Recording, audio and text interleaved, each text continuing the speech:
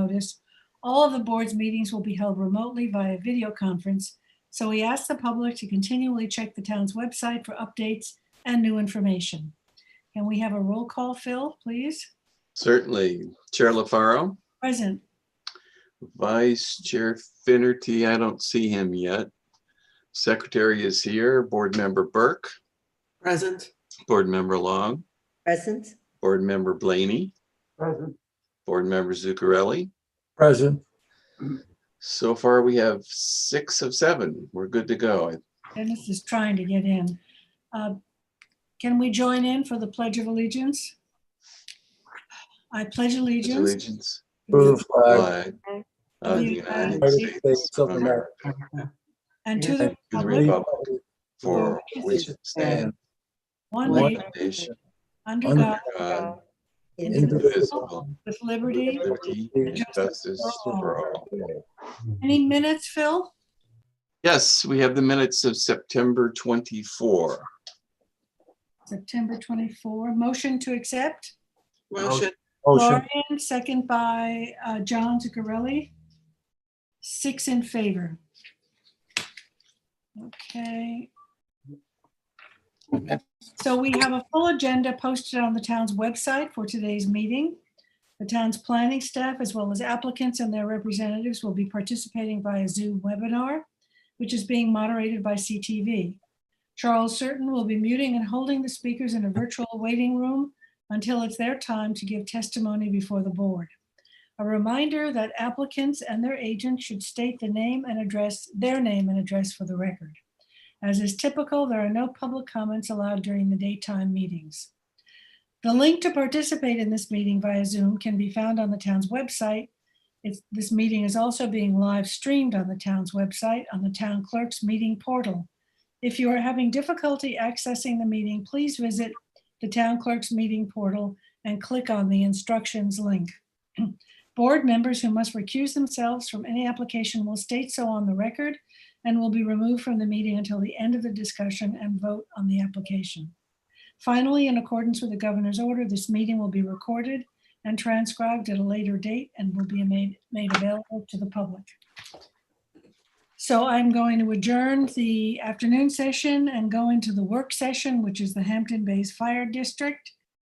Well, Anthony, welcome. Wayne. Hello. Hey, let me just share screen here.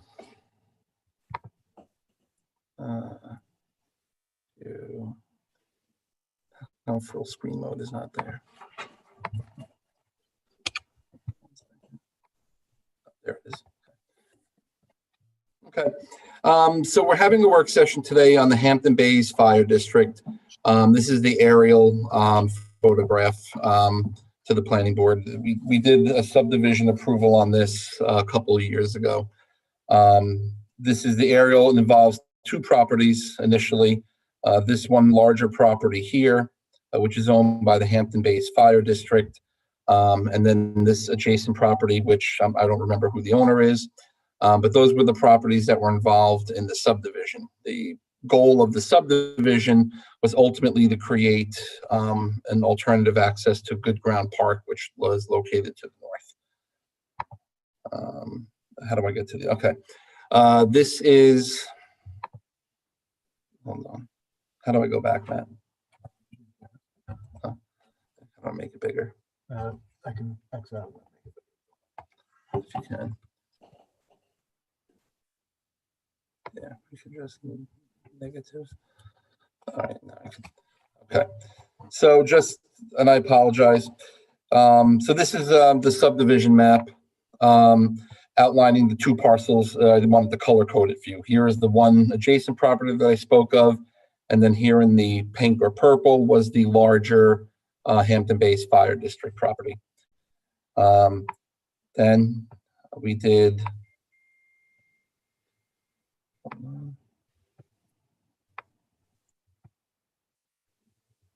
Okay. Oops. Okay.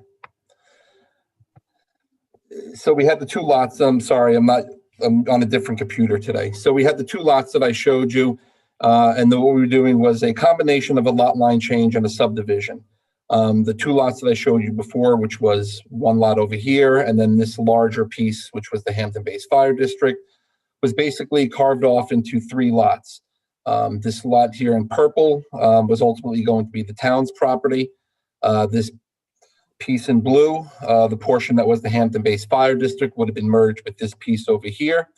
And then the leftover in yellow was what the fire district was keeping for themselves.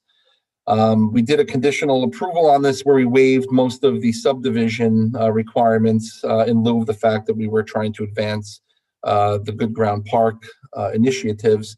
The reason why you see a point here and no road frontage is because this property over here, when this was going to merge with this property in fact has a private right-of-way that provides access to Montauk Highway. So this property back here is not in fact landlocked. It has access to the property by way of this right-of-way that exists.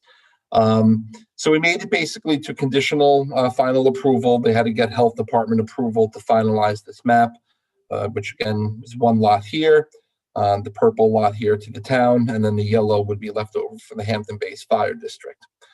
My understanding, and this is where Wayne's going to take it over, is that they went to the health department and the health department raised various issues pertaining to lot lines and ownership.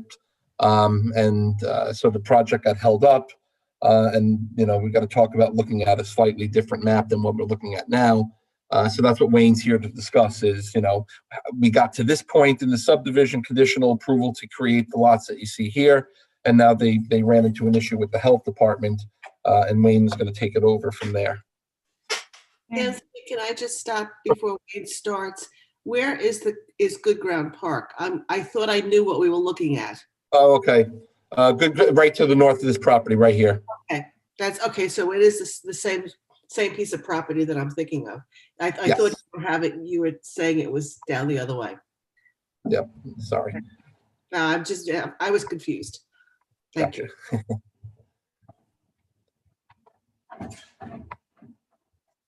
Wayne, you want to? Sure, I can take over at this point. I just want to ask if Stan Orchowski is available or online. He is the attorney for the Hampton Bays Fire District, and he's participated in this. And if he's... I can bring him in. Yes, please.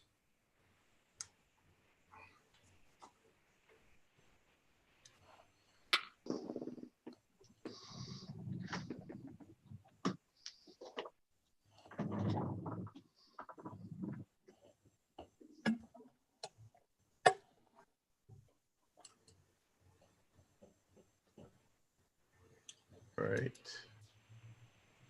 He is in. Just got to put his video on.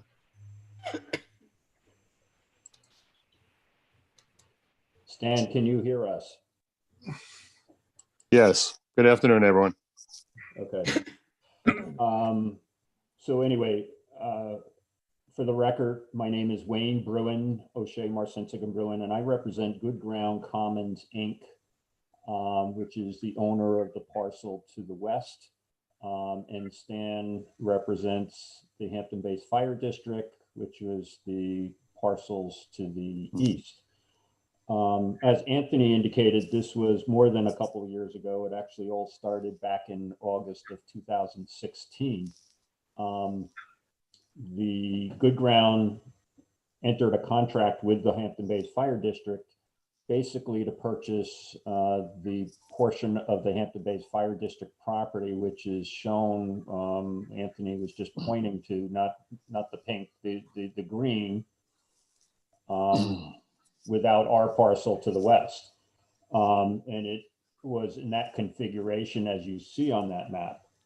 However, the issue of creating that lot is that it doesn't have frontage on Montauk Highway, in which case the planners encouraged us to seek a lot line transfer or transfer of property with the parcel that existed to the west.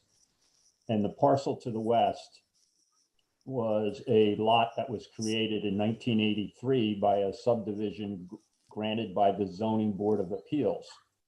And it was granted by the Zoning Board of Appeals because it doesn't have frontage on a street. It had frontage via this 25-foot wide right-of-way here that is being pointed out by Anthony. Because that was legally created at the time by the zoning board, from a zoning perspective, that all works and is in compliance. And so the planners encouraging us to merge that with that parcel was fine. So the application proceeded, you granted final conditional approval. That was in June and July of 2017. That approval was extended. The last I saw, it was extended up to March of 2019. I believe it's now expired. But since that time, my predecessor, Chris Kent, had been pursuing trying to get necessary health department approval. And what came about was the health department immediately identified that the property that Good Ground owned, as well as the lot to the front and the right-of-way, which was all owned by Amy Jackson in 1983. And the Jackson subdivision was never reviewed or approved by the health department. So they said this couldn't proceed unless all the properties involved in the Jackson property were now included in this subdivision. So what changed from a 2-lot map and a transfer now morphed into a 4-lot map in front of the health department. The health department required all the owners to participate and authorize the application and basically agree to all conditions that they would impose. The first problem we had was trying to find the owners. Well, James McGuire, who's the owner of the property to the south, these are all identified by tax map numbers. So that is 21.3. The one to the north with the house owned by Good Ground is 21.2. And the right-of-way is shown as 21.4. So if you follow my letter, that's the parcels. Mr. McGuire was approached. He was agreeable to join in the application. They then wanted the owner of the right-of-way to participate in the application, and the owner of the right-of-way was 50% owned by Mr. McGuire, and 50% owned by Loretta Numjowski, who is the owner of the parcel to the east, which is the out parcel, not colored here, immediately to the east, shown as tax lot 1 in that section. The pursuit of Mrs. Numjowski,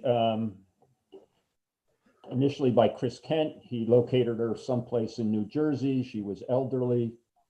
Subsequent to that, attempts to reach her became fruitless. As we learned, she passed away in the spring of 2019. From the estate proceedings that were filed in August of 2019, we found she left her property to her 2 daughters, one living in New Jersey, the other, I believe, in Tennessee or Kentucky. And there were addresses. And when I got on board, I was attempting to do some due diligence to find them, only to find out that both those ladies also passed away, one in the fall of 2019 and the other in the spring of 2020. So our attempts to get anybody to participate became fruitless. Nonetheless, we tried to prove to the health department that the right-of-way existed before their regulations, did not need to be part of that. We seemed to be getting headway, but we also were then encountered with a number of other requirements, including upgrading the septic system for Mr. McGuire's property, upgrading the septic system for the house to the rear, also a transfer or reallocation of development or the sewage rights on all the parcels to more or less bring Mr. McGuire's property back into compliance in the eyes of the health department. And that's basically currently where it exists. We provided you with a copy of the notice of incomplete application. So Good Ground, the goal here was ultimately to subdivide the Hampton Bays Fire District property into 3 lots, with the rear flag lot kind of parcel to be owned by Good Ground, so that they could eventually include it in their properties for development, which is a larger development plan that the town is trying to put together. Before our clients engage in this process that is listed, and we don't know whether they'll be successful, but it could take almost a year or so, upgrading septics that eventually will be, properties connected to sewers and the like. Before they undertake that, we needed to go back and look at the alternatives. And the simple alternative, and the other reason why the health department, just to backtrack, required us to get the ownership of the right of way is that all water mains and the like that are needed to serve the parcel, particularly the parcel to the rear, needed to be in the form of easements authorized by the owners. And so we would have been incapable of having those easements. And they were all issues and possible impediments and delays at the health department. So that made us go back and look at what was attempted to be done at the beginning. And the map that you see in front of you is actually a rendition of the map that Jake Buckeye did that was attached to the contract between the Hampton Bays Fire District and Good Ground, which was to create 3 lots, as you see. And the only reason that this is all in the village business zone, so there's some, the size of the lots are not at issue. The only issue here is that you could see the one lot that was to go to Good Ground actually did not have the required street frontage that was required under the zoning code, either 20 feet in a flag or 40 feet of frontage. That being said, we would like to come back to the planning board and pursue this. And today is just to identify to you what our intent is to do this, and the steps and the procedures, and hopefully to get your board's support for this application. The way I envision it, especially since the previous approval is expired, is to make a pre-application to the planning board. You would have your hearing, you would produce a report, which I would ask that the board also incorporate your recommendations to the zoning board as to the necessary variances that would be required for us to create what I call the center lot to go to Good Ground without the required frontage. And of course, the board would then entertain a final application only after we received health department approval and the variances from the zoning board. We have asked the Hampton Bays Fire District to consider an alternative, which would have been to provide the frontage for that lot, but they have declined at this time to do so. What this map shows, and I just want to clarify, is that there is, and you see it on the aerial photographs, there's an existing driveway there. There's an existing right-of-way easement that exists for access to service the state recharge basin, which is in the center. And that is an easement that is there in perpetuity and will remain, and that is an access.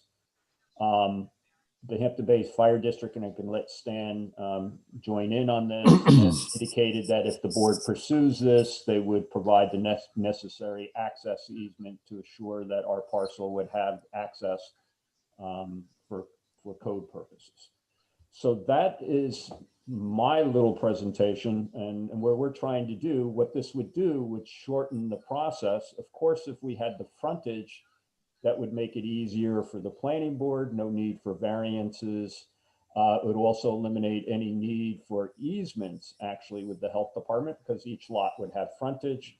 But nonetheless, this is what the parties contracted for, and the fire district is reluctant at this time to provide any frontage for that lot. So we would need to proceed in this fashion and get sort of the planning board's blessings, hopefully, as we proceed down the line. So I'm available for any questions, or if Stan would like to offer anything else to this. Yes. I would appreciate it. Stan, can you Yeah, I can hear you. enlighten us? Yeah. I'm sorry. Can you enlighten us a little bit more? Actually, Wayne did a very good presentation. When the contract was entered into and we closed back, I think it was in 2016, there was some discussion at that time with respect to the parcel furthest to the east, possibly being purchased by the town at some point. But those negotiations really never went anywhere, which left us with a contract and an obligation both by Wayne's clients and the fire district to move forward with the subdivision application. I've spoken with the board and of fire commissioners, and they would entertain whatever proposals are made as regards easements that may be necessary. And I've communicated that to Wayne as well. So we're really looking to see next steps, and I think Wayne has outlined them well as to what we have to do going forward. So Jackie, go ahead, Anthony. I was just so just to clarify, so the map that you're looking at, is basically almost the same map that we previously approved. The difference is, this obviously didn't have the road frontage here, but this piece was being merged back here with the piece of property that had that access. So that was the reason why previously you were able to approve this map as proposed. Now they're eliminating this piece of property for a number of good reasons involving the health department. So now we're looking at this without that property.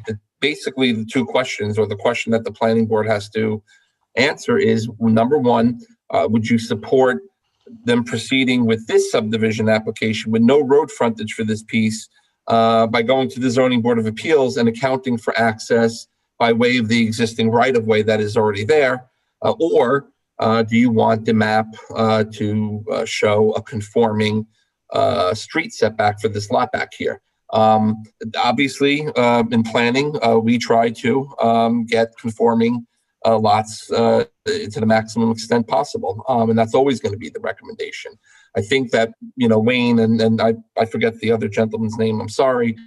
I believe what they're saying here is that their agreement or contract that has been drafted involving these properties are based on this that you see here with the lack of road frontage. And there doesn't seem to be any interest in the fire district to change that. At least that's my understanding here.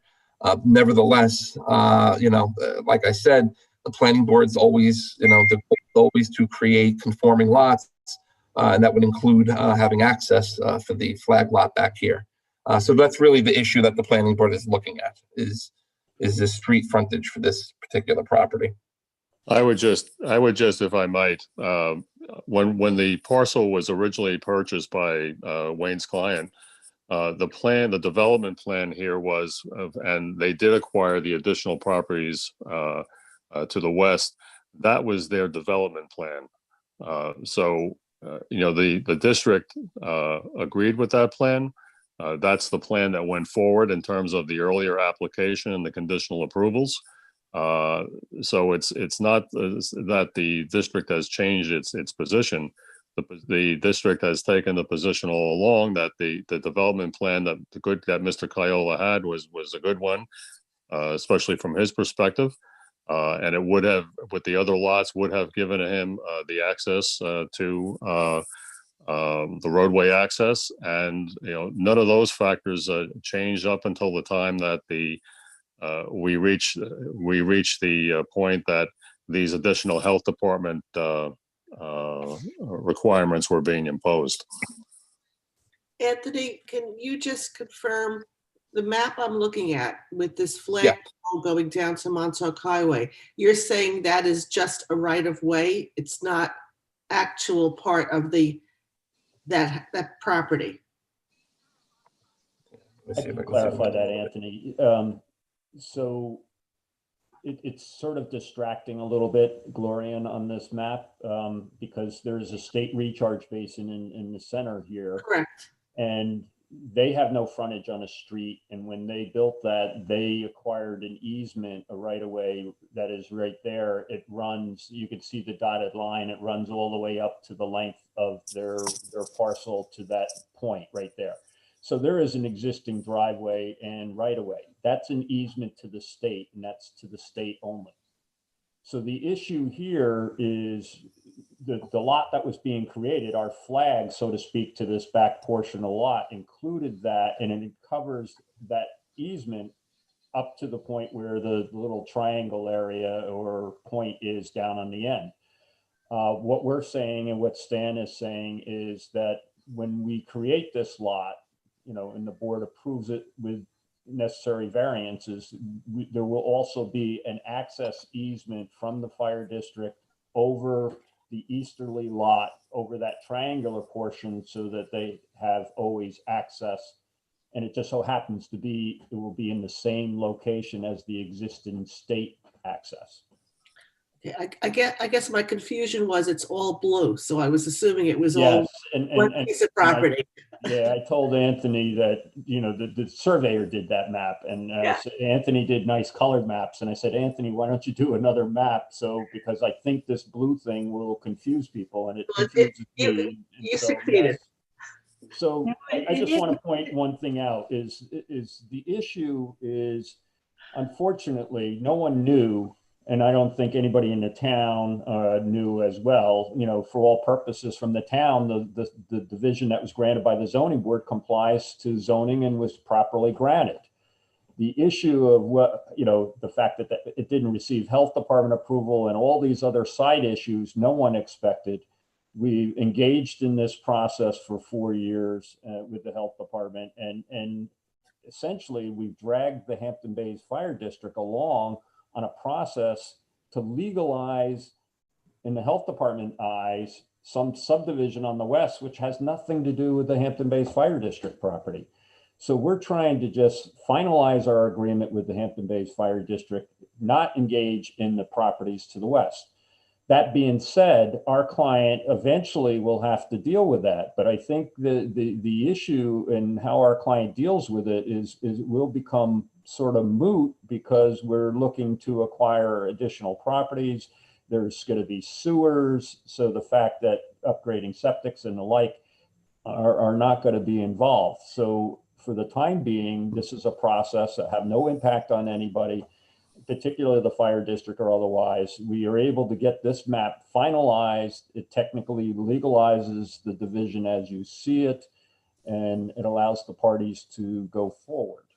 So that's the goal here, is to get this map done. And it utilizes a current easement, so we're not encumbering really the property more. Am I correct? Yeah, and there's already a curb cut there. We're not creating a new curb cut. There's already an existing access. So to the extent our client would actually need it, it's available. But like I said, future development, I can't predict how and when exactly, but you've done your job as long as we have the ability to access our back flag for development purposes. And it would be the minimum, at least the minimum 20 feet that is required under the code. If you require a little wider, I think we can all talk about that. But you could see the width of that flag varies. It does narrow down to 20 feet recharge basin. So, so you're looking for access, right, to the lot? Well, we're looking And for right this. now, you do or you do not have access over this easement? Well, the fire district property does not formally have final approval on a map to create the 3 lots. So the easement doesn't exist because there's no lots to have an easement over yet. Plan is to have an easement over it, and it would be, as Gloria and Robin pointed out, would be an easement, access easement that would be in the same location as the state access easement. Could you alter the lot line? Well, that was the question Anthony raised. We raised it with the fire district. Our original agreement is in the configuration that's shown, and the fire district has been asked, and they're not inclined at this time to change the configuration of the map.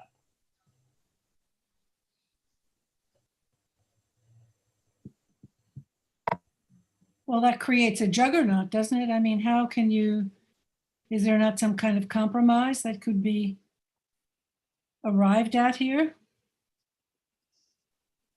I mean, it seems to me you need access to Montauk Highway. You know, this property is right there in downtown. But doesn't it have access in the back through good ground? Well, physically, you know, we could and have access, and this all comes down to if and when it gets developed, Jackie. And Yeah. is if and when it gets developed, we own the lot to the west, which has legal access. What we don't have on the west is the health department approval. That'll be another issue. You know, the point is that's another issue for another day, which will probably be more resolved by the fact that the plans for the development to the west involve sewers and the like, which is different than going and upgrading a septic system now for a house that eventually will not be there. This may not be relevant to but you covered in your history of the property. This piece of property that now has no owners because the owners have passed away. What is the current? There are owners. The question is whose estate, what interest. They're both out of state. Trying to locate them and finding a party that would have been appointed to do something here now is you got 3 different estates that haven't been resolved. We don't know who to even begin to contact. I know, but it would seem to me that there's an opportunity for access there. You'd still probably, if you had access through that lot. We do have access in that lot. The issue is for the health department, they want us to provide them with easements signed by the owners of that lot so that the water lines in the future, for future development, a lot and behind are allowed. And given that we can't find who the owner is, when, and all these estates, there's no one to sign an easement, let alone talk to them about an easement for the health department. So, but we do have physical legal access. We can use that for physical legal access. Where? Over the right of way to the west. But the plan here is that the fire district would provide in that little triangular area on that lot right there, they would provide the necessary access easement as well. So we would have legal access regardless of the parcel, but in addition, we would have, if we merge our lots, we would have legal access across the right of way. What we don't have is the ability to put an easement for the health department together. So what we're trying to do is eliminate the issues, the legalization issues that the health department is raising for the Jackson property, which has nothing to do with the fire district property, and just proceed with the fire district property. Can you go back to the other map, please, Anthony? Hold on.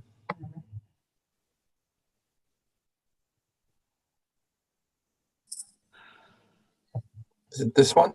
Yeah, it better defines what we're talking about, I think.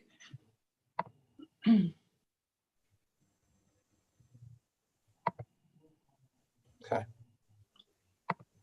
So if I'm understanding it, you don't have access to Montauk Highway. nor do you have a utility easement for water. Is that correct? And the health department is looking at it saying that this configuration isn't going to work? I'm paraphrasing it. Anthony, can you jump in there? Anthony, if So you the go health back to the prior map, which one? the one showing the existing ownership, Okay. the one before that. Yep. Okay. So Jackie, the pink or purple on this map is the property, the Hampton Bays Fire District that we're in contract and actually closed with. So we're joint owners in this application with the fire district. The Okay. blue or blue-green is a separate parcel owned by Good Ground. But if you go to the south of that, where the antique store and that right-of-way exists, that was all part of the Jackson property, which was subdivided by the zoning board in 1983.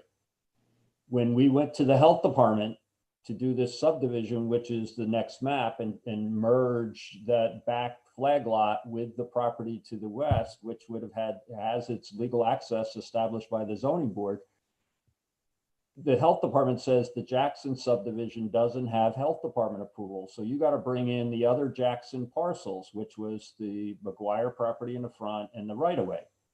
The problem is we can't get the owner of the right of way to join. Why do they want them to join? So that the health department can get a necessary water line easement across the right of way to serve that back parcel, which a water line easement in the eyes of the health department does not currently exist. So That's near impossible to get at this point. So can you be in negotiation with that front parcel? They don't know The who front it is. parcel is willing to join. The right of way we can't get to join. And that's where they want. So the right of way is in separate ownership? It is in Okay. separate ownership, Just the strip? just the strip. Well, isn't joint ownership between the antique store and the other property to the east? And Yeah. you get both of them. So you've got the antique store, and I'm not sure who owns that, but it's all the people that died own the other piece. Correct. And they own the 50% interest in the right of way. And they can't, that's the part. We cannot get the complete owners of the right of way to participate in the subdivision nor grant the necessary health department easement. So what the health department is doing is it's using your application to clean up a mess. Correct. To clean up a mess that's So in that. what we're trying to do is eliminate that. At some point in time, our client, Good Ground, is going to have to deal with that, but how to deal with it, and they may merge other lots, they may merge and provide sewers and not have to upgrade septics and transfer sewage flow from other parcels to legalize McGuire and the like, all that, which is part of what their requirements are, plus getting this owner to join in the easements. And just go back to the fire district and do this. And the only issue really at hand is, as Anthony explained, is whether this lot has frontage or not. If it had frontage, there would be no issues with the board at all, because it would comply to zoning, and then it's 3 lots. And you know, other planning issues you would deal with, because commercial lots like cross access, future cross access, things like that we normally deal with. But other than that, but because the lot and the fire district and the Good Ground have an agreement to pursue this map only at this time, we need to go through the planning board's pre-app process. You can then provide any and all your comments you have, or your preferences, and a report to the zoning board whether a variance should be granted. We would be applying to the zoning board, would have to provide and demonstrate the compliance with the legal test to get that variance. If we were denied the variance, then we wouldn't be able to proceed with the subdivision in the current form. Can you talk a little bit about the strip to the east, the easternmost strip that's not colored in here? That is a separate tax lot? Oh, this is a lot in the subdivision. It's a lot in the subdivision. Yes, this was a connector from Montauk Highway to Good Ground Park.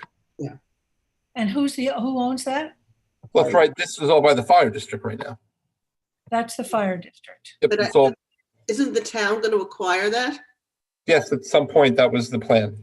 Yeah, I mean, my recollection from reading the paper ages ago, this is part one of creating a much larger development with the Good Ground property and others in that area. So this is just step one, and it's a way to get, there's already an entrance, kind of a meandering one to Good Ground, but this would be another access for the community to access Good Ground Park. So, Correct. Originally, if I might, this is Stan Orchowski. Originally, back at the time that Mr. Kiola approached the fire district about purchasing his parcel, there was interest expressed by the town with that lot to the east being potentially, in terms of access to the Good Ground Park, being only a pedestrian walkway. The discussion really came to an end because the district learned or became aware that there was reconsideration to that plan, and that using that particular lot might actually be used for motorized traffic, which is something that the district had a lot of concerns about and really did not want to get involved with. But the discussions with the town on purchase really never proceeded beyond just those initial discussions. So I'm sorry. I I'm just, Yeah, I just want to say that there's so many, just listening to this, there are just so many things in formative stages about what ifs, further future development and further development in Good Ground.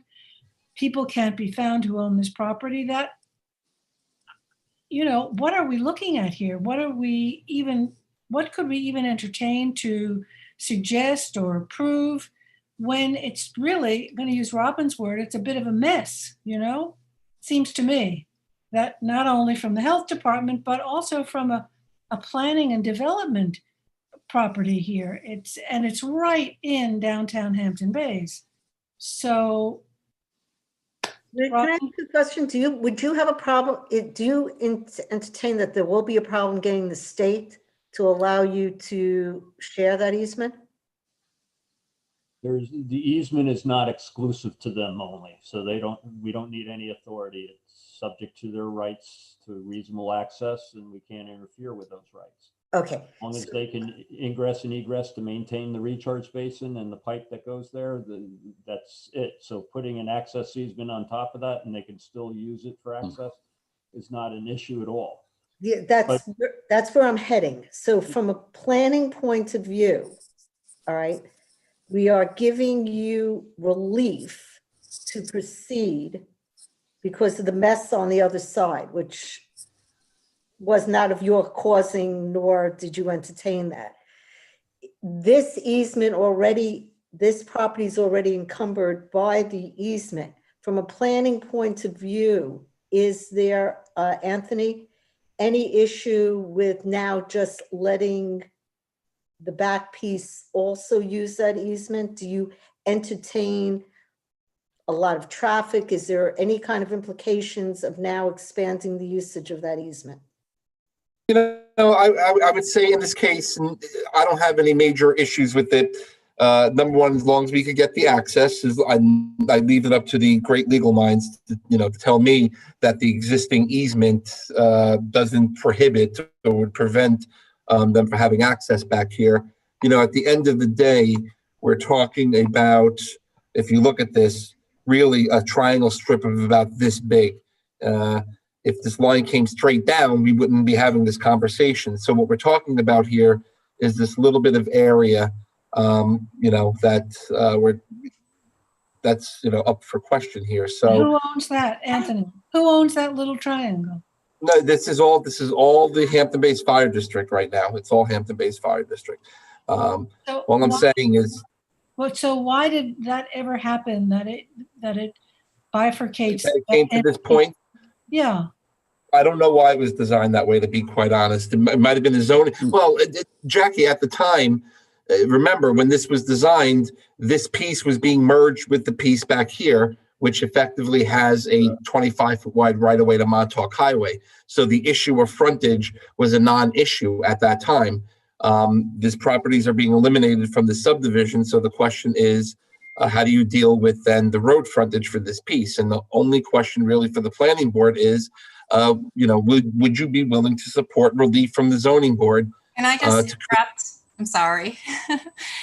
They don't need a variance from the zoning board of appeals. There is the zoning board of appeals is not good. It doesn't have a lot area minimum in the village business zoning district, since therefore you do not need road frontage. Frontage issue. It's but you need access. No, you do not need frontages. If you look at the section that requires you the 40-foot, it says except lots that have no area frontage, no lot area minimum. Okay, I will verify that only because We'll look at it, but that's the design of a village business. That's why you see lots that don't have frontage. You'll see lots all over Hampton Bays and other village businesses that don't have legal frontage. They are legal lots. So you can create lots that have no legal frontage. What is the downtown Hamlet? What does the Hampton Bays downtown Hamlet study say? There's a whole plan for this area for connection. So we could show that to you too with the process, with the pre-application process. Yeah, Yeah, that's and that's part of what important. I'm referring to. Yeah. I think that's important to know. Yeah. So we can look at it closer, but as far as I know, I've looked at this a couple times for other issues, and there's no minimum lot area, and then therefore no lot frontage requirement for village business. So it would then give relief to this lot line. You could implement it if you thought it met your planning standards. Otherwise, you That's what could. I'm asking. Yes.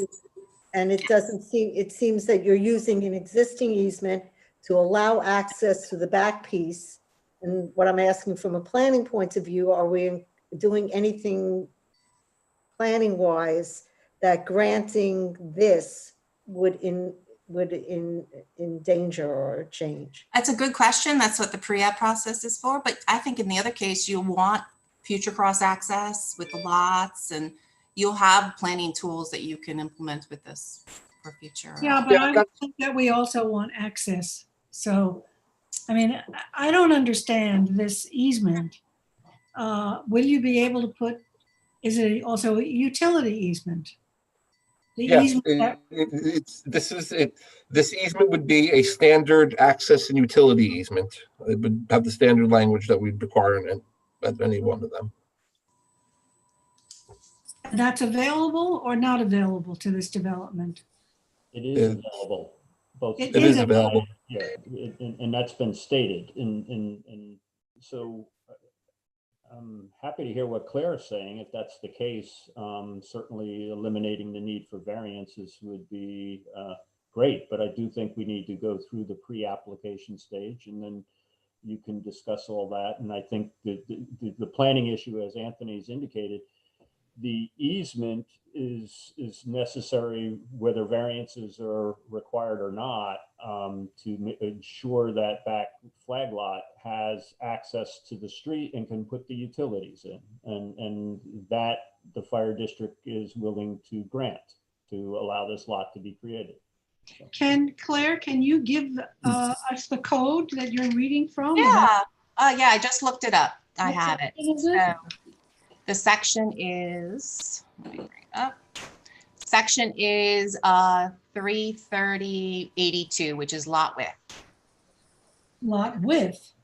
Yes, it says minimum lot frontage of a lot on a street line shall be at least 40 feet in all districts, except in those districts where there are no minimum lot area requirements.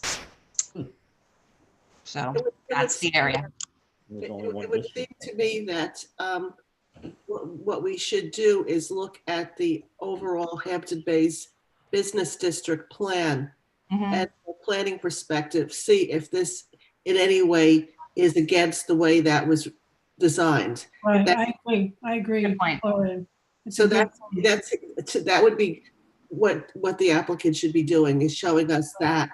Yes, We can easily do that. So we have that information. So we can present it to you next time you see it, hopefully with a pre-app, right?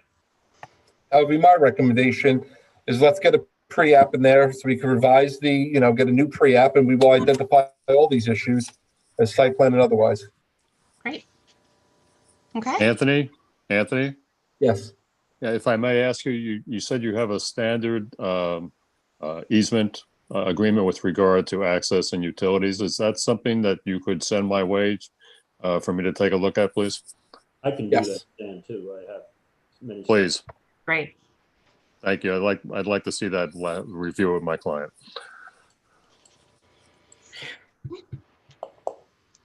okay. Okay, well, thank you very much. This was very helpful. Thank you, Claire. Yeah, no problem. Thank you all very much. Thank you. Appreciate it. We'd like to take a look then at the overall plan, the whole Good Ground Hampton Bays. Okay. So do we want to make another work session, or how do we want to leave this? I think what we'll do is submit a pre-application as necessary. We'll deal with Anthony to make sure whatever he gets is needed. We'll provide the board, and you'll schedule a hearing and produce a report. And we can get you that information immediately. We can just take the parts of the plan out for you. So we can get that for you. Okay. So this 330, I just want to ask you something about 33082. Yep. Was this incorporated into the Hampton Bays downtown comprehensive plan? Yes. So it's all part of that? accommodated for. Yes, definitely. Okay, it seems like an odd code to incorporate into a plan where you're trying to do development, to make this exception, essentially. It is an exception, right? Exception for legal frontage, but it does not prohibit you from coordinating access through access easements, which is really what you see downtown with the coordinated parking and pedestrian access. But it's an easement that the fire department has to agree to, right? Right, but they're a party to the application, so it seems a reasonable request. Okay, well, Stan can weigh in on that. So, And I will. good, thank you. Okay. Okay, any other questions? We'll move on from the work session and Thank you. reconvene the afternoon session. And please take note, the vice chair is now in attendance. Right, hi, Dennis. So, Anthony. Thank you all. As well. Thank you all very much. You're welcome.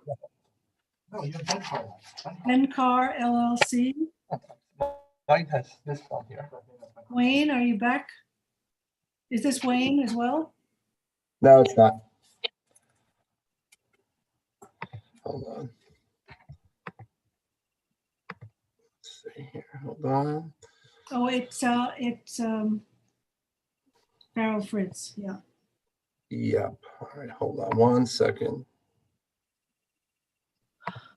Okay. So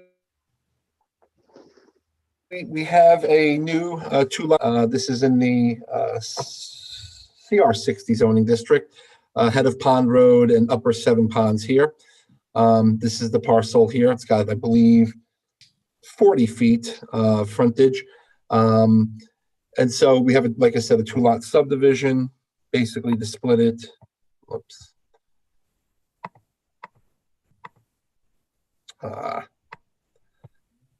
I'm all right. Yeah, it's there.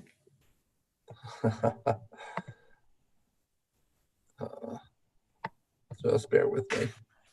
Okay, so the 2 lots would be split like this. So it's fairly straightforward enough. This was a completeness review. A couple things on the completeness. One, I'm waiting for the revised application. That's because there was a question about the ownership. The ownership recently changed hands. So they got me the deeds. I believe they emailed me a new application, but I'm waiting for the sets. But the other question was, I believe the property was previously under Ann Garrett, or the estate of Ann Garrett, and then recently changed hands. This piece adjacent to the property is vacant. is also, or was also under the estate of Garrett. And I believe this, which has a house on it, was also under the Garrett estate. I had discussed with David Gilmartin. I raised the question because this vacant lot is undersized in the CR 60 zoning district. So I had asked Wayne for a single and separate so we could know whether or not this lot effectively merged with this and has to be incorporated into the subdivision.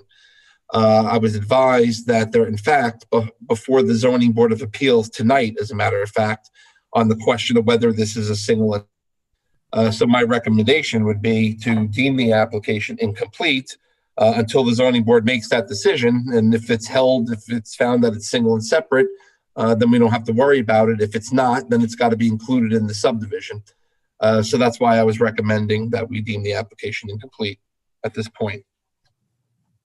Okay. Good afternoon, board members. Oh, Liz is here. Liz Vale is here. Yeah, Liz Vale, Fairfields, 50 Station Road, Watermill. As Anthony outlined, this is a 2-lot subdivision located at 150 Head of Pond Road in Watermill. Property is 3.98 acres. We're seeking to create 2 lots. One will be 2.27 acres. Lot 2 is proposed at 1.71 acres. We did hand in, Anthony, just for you, we did hand in that revised application information for you today. Okay. But you probably didn't get it yet. What is That's the all right. slope situation on lot, what is that, lot 2? Lot 2? Yeah. Yeah. Are those steep Yeah, slopes? yeah, that's, that will absolutely If it's be one over of the issues. 15%, right? Then it's considered steep. Yep, So No question. we'll have to show that. yep. So in CR 60, are they excluded or not excluded from the buildable? I do not believe they're excluded. I'll verify that, Jackie, but I don't believe they're excluded. Okay, so we're deeming this incomplete, correct? Yeah, the big thing is just to find out if this piece is single and separate. Okay, motion to deem this incomplete. Motion. Motion by Gloria and second by Phil, all in favor. Aye. Opposed, abstentions, 7 in favor. What happened with Sabana Cottage? That was, That's next. it's the, They sent out a new agenda yeah, well, I print it at the beginning. early, yeah. So the next one is Sabana Cottage, and that's Matthews. That's It's a special exception application. I'm here. Give me 1 second. And here, All right, this is just, Is there anyone yeah, you let in? I don't think Carl Benincasa is here. This is just to set the pre-submission conference. I'll give you guys a brief little background of what it is. Nope, let me just get my stuff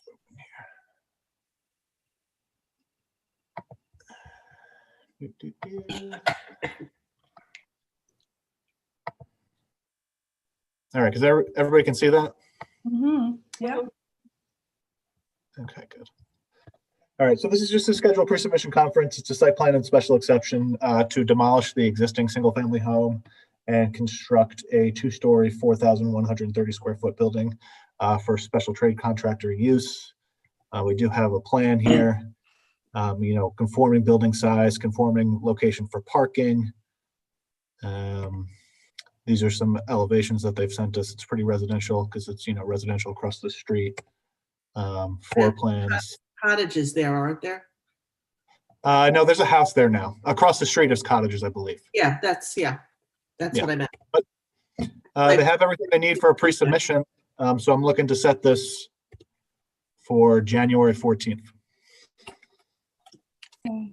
Motion to set the hearing. Motion by Dennis, second by Phil, all in favor. Opposed, abstentions, 7 in favor. Thank you. Then we're going to Middle Line Highway. Is Jackie here? Yes. Jackie? I'm here. Sorry. Hi. Hi, how are you? To you, Middle Line Highway. Yes, Middle Line Highway, this is agenda item number 4. They are asking for 2 extensions, which would take them until March 4th, 2021. So these would be 2 consecutive 90-day extensions. It's their 9th and 10th extension. It is. This is the one, though, unfortunately, the engineer who had prepared the health department approved map had passed away. Yep, So this okay. was the one that there was a lot of surveying delays. Okay. Yep. Motion to set a 90-day, 2 90-day extensions. Motion.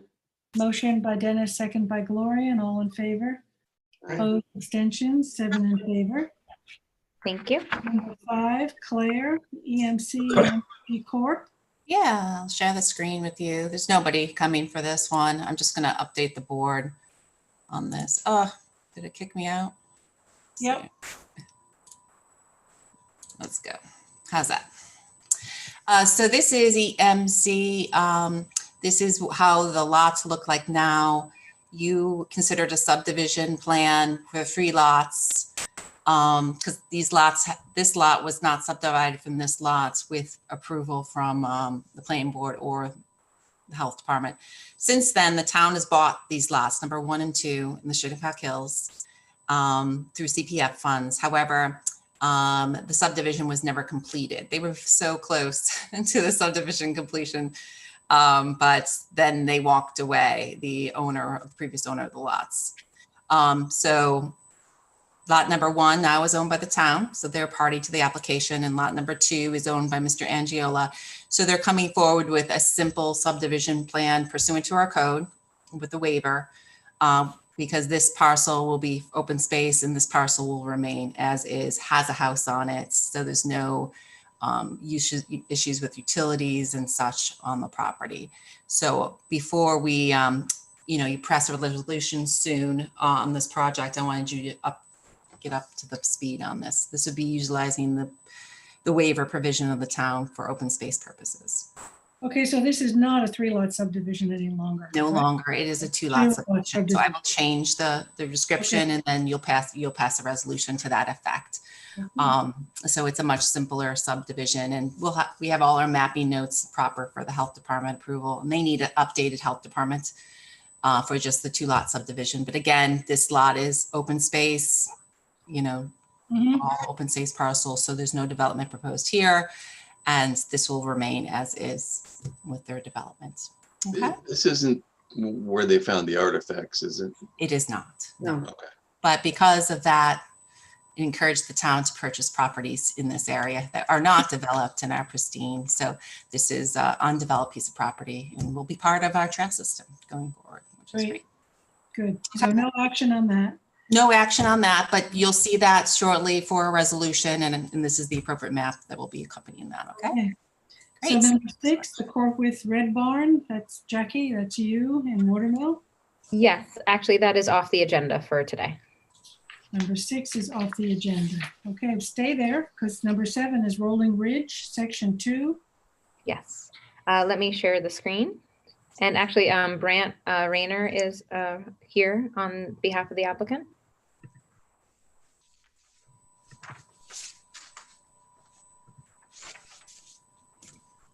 Coming. Thank you. Hello, everyone. Hi, Brant. Brant, your volume's a little Wherever low. you are.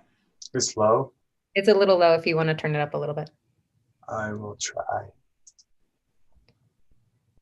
So this is an application which we are setting a covenant amendment. They have requested a covenant request, and we're going to set a hearing for this.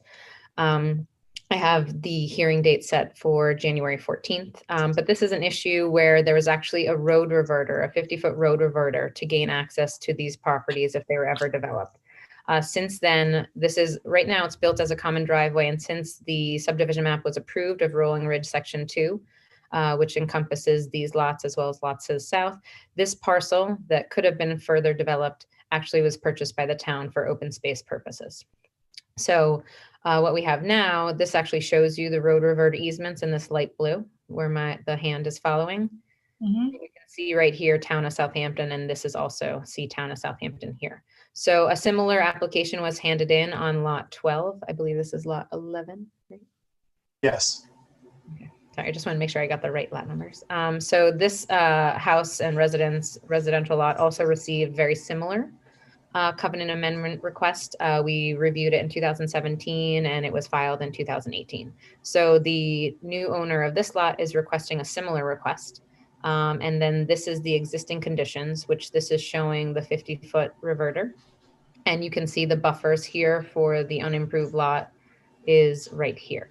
So the alternative, which the applicant is requesting, has requested and will be holding a hearing on, is to allow for the road reverter to be terminated because it's no longer needed, as this is open space over here. So it will not be developed, and to augment the buffer so that the driveway can come in. If you'll see, this is the built common driveway, which serves this lot and then continues and serves this lot and then continues and is built up to here. They're proposing to have their driveway come off here, keep this buffer, but then because of the slight encroachment into the buffer, because we're trying to shift the buffer down to the southern portion of the property instead of having it way up here where it doesn't need to be any longer. And to accommodate for that driveway coming through, the applicant has increased the buffer to 35 feet rather than the 25 feet. And still has easy enough access off that. Correct. It still has suitable access via the built common driveway. What happens to that reverter? Does it get taken up?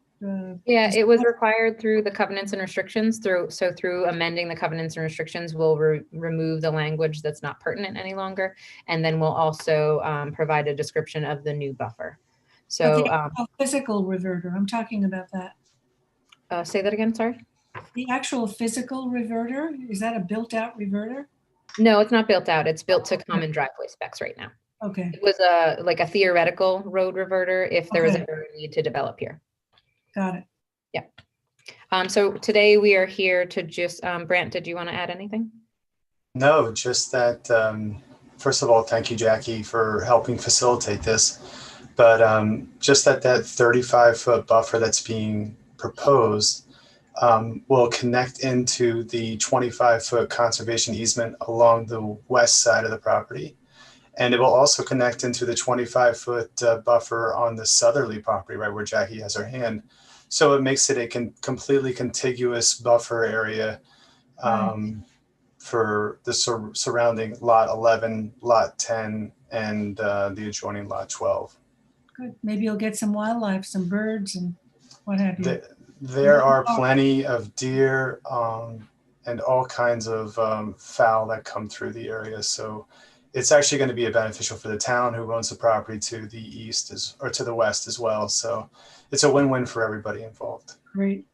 Yeah, and it's just a change in circumstances, which they can demonstrate, but the covenant does require a hearing be held prior to action by the planning board. So I have a resolution prepared for scheduling that hearing for January 14th, 2021.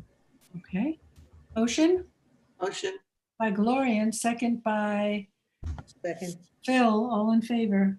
Aye. Opposed, abstention, 7 in favor. Okay, Jackie, Oceanside Enterprise. Great, thank you, everyone. Thank you. Brant? Lot 1. Yes, so I'm just going to share the screen very quickly, but this is actually a withdrawal of the application. So give me 1 second.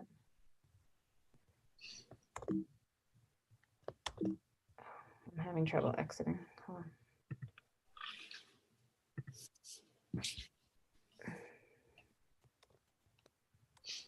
Oh, there we go. Thank you. Sorry, it wasn't responding.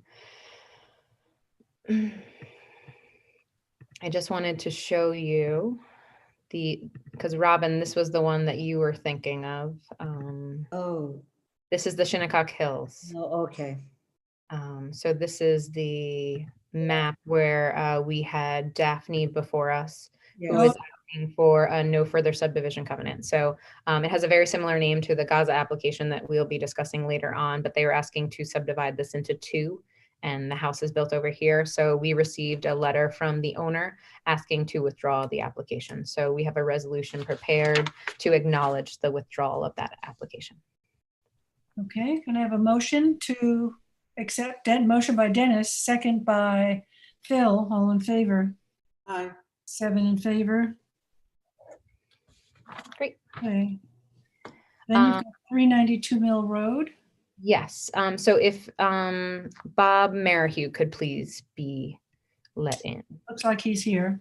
Good afternoon, Board. How are you? Robert Merrihew for the applicant. And I believe that we also have Paul DeLandro, the engineer on this, who would be in a better position to speak to some of the changes that have been incorporated into the plan.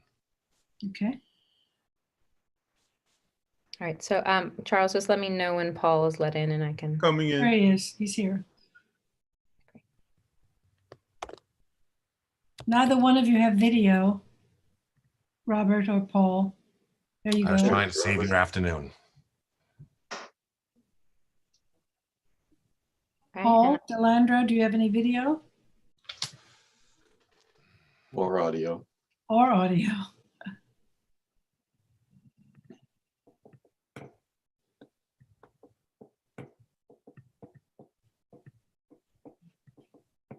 So Robert, how's Marley doing? Marley just came home last week from her first year at Hamilton, and she's doing great. And how's your son doing?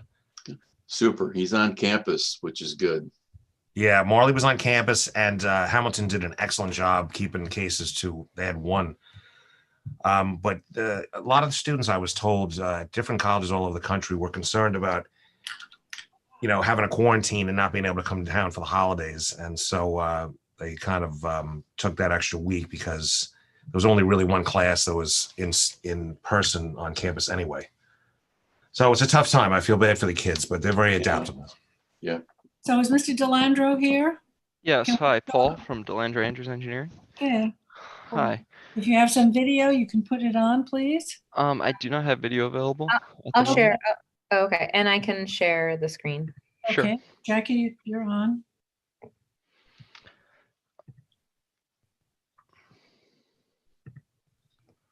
Okay, so this is the resolution that I prepared. This is on for final conditional approval today. So I'll just, I'll try to keep it brief, but this is a 3-lot subdivision at the property at 392 Mill Road within the hamlet of West Hampton, Suffolk County Tax Map number 900-357-3-51.1. This did receive Health Department approval. Paul and Bob, I just wanted to let you know that it just recently expired. So when you resubmit the maps, you'll have to extend that, which, is not as difficult. This is a type 2 action, so no secret was required. We did have a public hearing on the pre-application stage in January of 2016. This plan does represent a 3-lot full yield plan as permitted by the R20. Because there were 3 homes there that were C of O'd, the applicant does not have to pay a park fee because essentially we're going from 3 homes served, to 3 lots that will be served. It is in a substantial agreement with the pre-application report, and we did hold a hearing on this on July 23rd, 2020 of this year. We did receive comments from the fire prevention, and they actually gave me updated comments, and I'm sorry it didn't get into the resolution, which I can provide in the finalized resolution. But there was no real comments from the fire prevention office. West Hampton Beach also did not have any issues. You can see their July comments and October comments there. The Conservation Board did have comments. They said it would be accessed by a common driveway. We asked for this is town engineer, but we did receive revised common driveway plans. And after the review, they did say that the outstanding requirements can be resolved during the final review process and prior to signature of the plans. Conservation Board comments are next. I will just go down to the October comments. Stating that the applicant is proposing to divide the tract into 3 residentially zoned properties, increase the residential density, and transferring 0.83 of a Pine Barrens credit, which was already accepted by the Health Department. The proposed subdivision is also located in the medium priority water quality improvement zone and the watershed of Beaver Dam and Oneck Creeks. Therefore, the Conservation Board strongly recommends final subdivision approval be conditioned upon the installation of new IA systems for the dwellings being constructed. And consistent with the previous comments, they did request establishing a 50-foot buffer along the eastern property line of proposed lot 1 and a 30-foot wide conservation easement along the northerly property line of lots 2 and 3. In order to protect some of the large mature trees on site. Suffolk County Planning Commission did determine this was a matter for local determination. So I have the conditions here. The first one, I did want them to provide, we did have comments from the neighbor to the east who requested a buffer, and we had been considering a buffer. We did not enter that into the pre-application report, but I did see there with the wooded nature and the design of the lots that a 25-foot buffer would be warranted along the eastern side of lots 1 and 2. Condition number 2 is compliance with town engineer comments, which I believe they actually just received plans today, so they'll look over the revisions to see if they're appropriate. 3 is acknowledgement of subdivision regulations, which is just basic information that the owner shall be aware of, that there's common driveway requirements that need to be built and provided prior to conveyance or prior to building permit. Next is removal of driveway encroachments on lot 3. So this is the portion of Wayne Court where there's historic driveway encroachments. So that needs to be revised. The following note on the subdivision map that has been prepared to be revised as well. For covenants, it's a standard, no further subdivision of any lots, no lot line modifications without planning board approval, flag lot restrictions for 2 and 3. All utilities shall be installed underground. No new utility poles for overhead utility service. 25-foot wide naturally vegetated non-disturbance buffer. 3-inch drainage, retention of stormwater. These are the ones that deal with the common driveway. So it's clearing, grading, sub-basin drainage to be installed in accordance with the approved common driveway plan prior to conveyance or building permit. Construction of common utilities for 1, 2, and 3 prior to conveyance of the lots or building permit or construction of the common driveway, whichever occurs first. And I did put in there, if needed, a private water line may be brought in for lot 3 from Wayne Court, if that's ever needed, because lot 3 is now showing frontage on Wayne Court, and then construction of common driveway for lots 1, 2, and 3 prior to issuance of certificate of occupancy. The planning board requested that there be no construction access. So we're stating that construction access via Wayne Court shall be prohibited.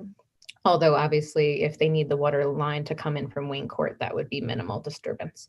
And then I did want to discuss if the planning board wanted to require or impose the IA systems as the conservation board suggested. So we can discuss that. The rest is pretty standard. Submission of common driveway and utility easement. We already have a draft on file, title certification, mortgage consent, town attorney approval, 4 Mylars, 10 prints, and submission of everything, and then reporting within 62 days. This will show you the area. Can I ask you how you handled the conservation recommendations? Because you just stuck to a 25-foot buffer and they're recommending a larger conservation buffer. So if you see how the lot sticks out here, the common driveway is now going to be over here. So with these lots here, I think we got the comments from this property owner right here for preservation of this, which usually we request or provide for a 25-foot buffer. I did want to discuss with the planning board if they thought it warranted a buffer to the north. I actually have that in my notes on my copy, which would be right along here. But it would be buffering residential to residential. This here, because there's a little extra room, I thought this was a valid point to provide a standard 25-foot buffer. And let me just show you. But the conservation comments, can you go back to those? Oh, you want to go back to those? Sorry. Yes, Yeah. There were three comments. Here they are. So this is just 3 dwelling. 3. Yep. It recommends a 50-foot wide conservation along the east side. Mm-hmm. And a 30-foot along the northern. Right. So were they considered?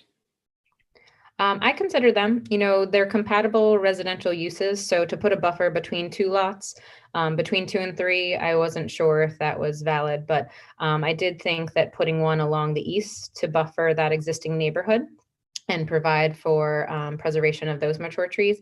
And then I did want to discuss with the board whether or not you would support a buffer along the north, which I'll just go back to the map, which would be along this.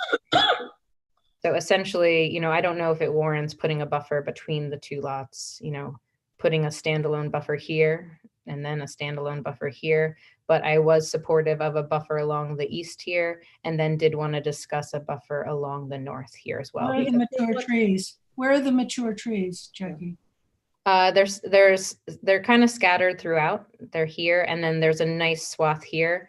But the property was historically, if you can see, this is less disturbed in my opinion. There are some mature trees here, but that's really a buffer in between the two lots that are going to be served by the same common driveway. And then this was not as disturbed up here, except for there's that little common driveway encroachment, sorry. So the most of the disturbance has been in this area. You can see the old homes that have since been removed. So I think one was here and one in this vicinity and back here. So with that historic disturbance, I didn't think a buffer was appropriate here, but I do think a buffer would be appropriate here. And then I wanted to discuss if the planning board would support a buffer here as well. 25-foot buffer. Mhm. So you're suggesting buffers for the existing houses, existing neighborhood, not buffers between the new lots? Yes, correct. Well, they probably would put up their own buffer. Yeah, Well, that yeah. makes sense. I mean, Yeah, and there's a historic disturbance here. So I do support this. And then I did want to discuss this buffer as well. Because to me, it's nice to have a buffer here because this really hasn't been disturbed. And then this is fronting along those 3 existing homes off Leland Drive. Pull up the aerial again, Jackie.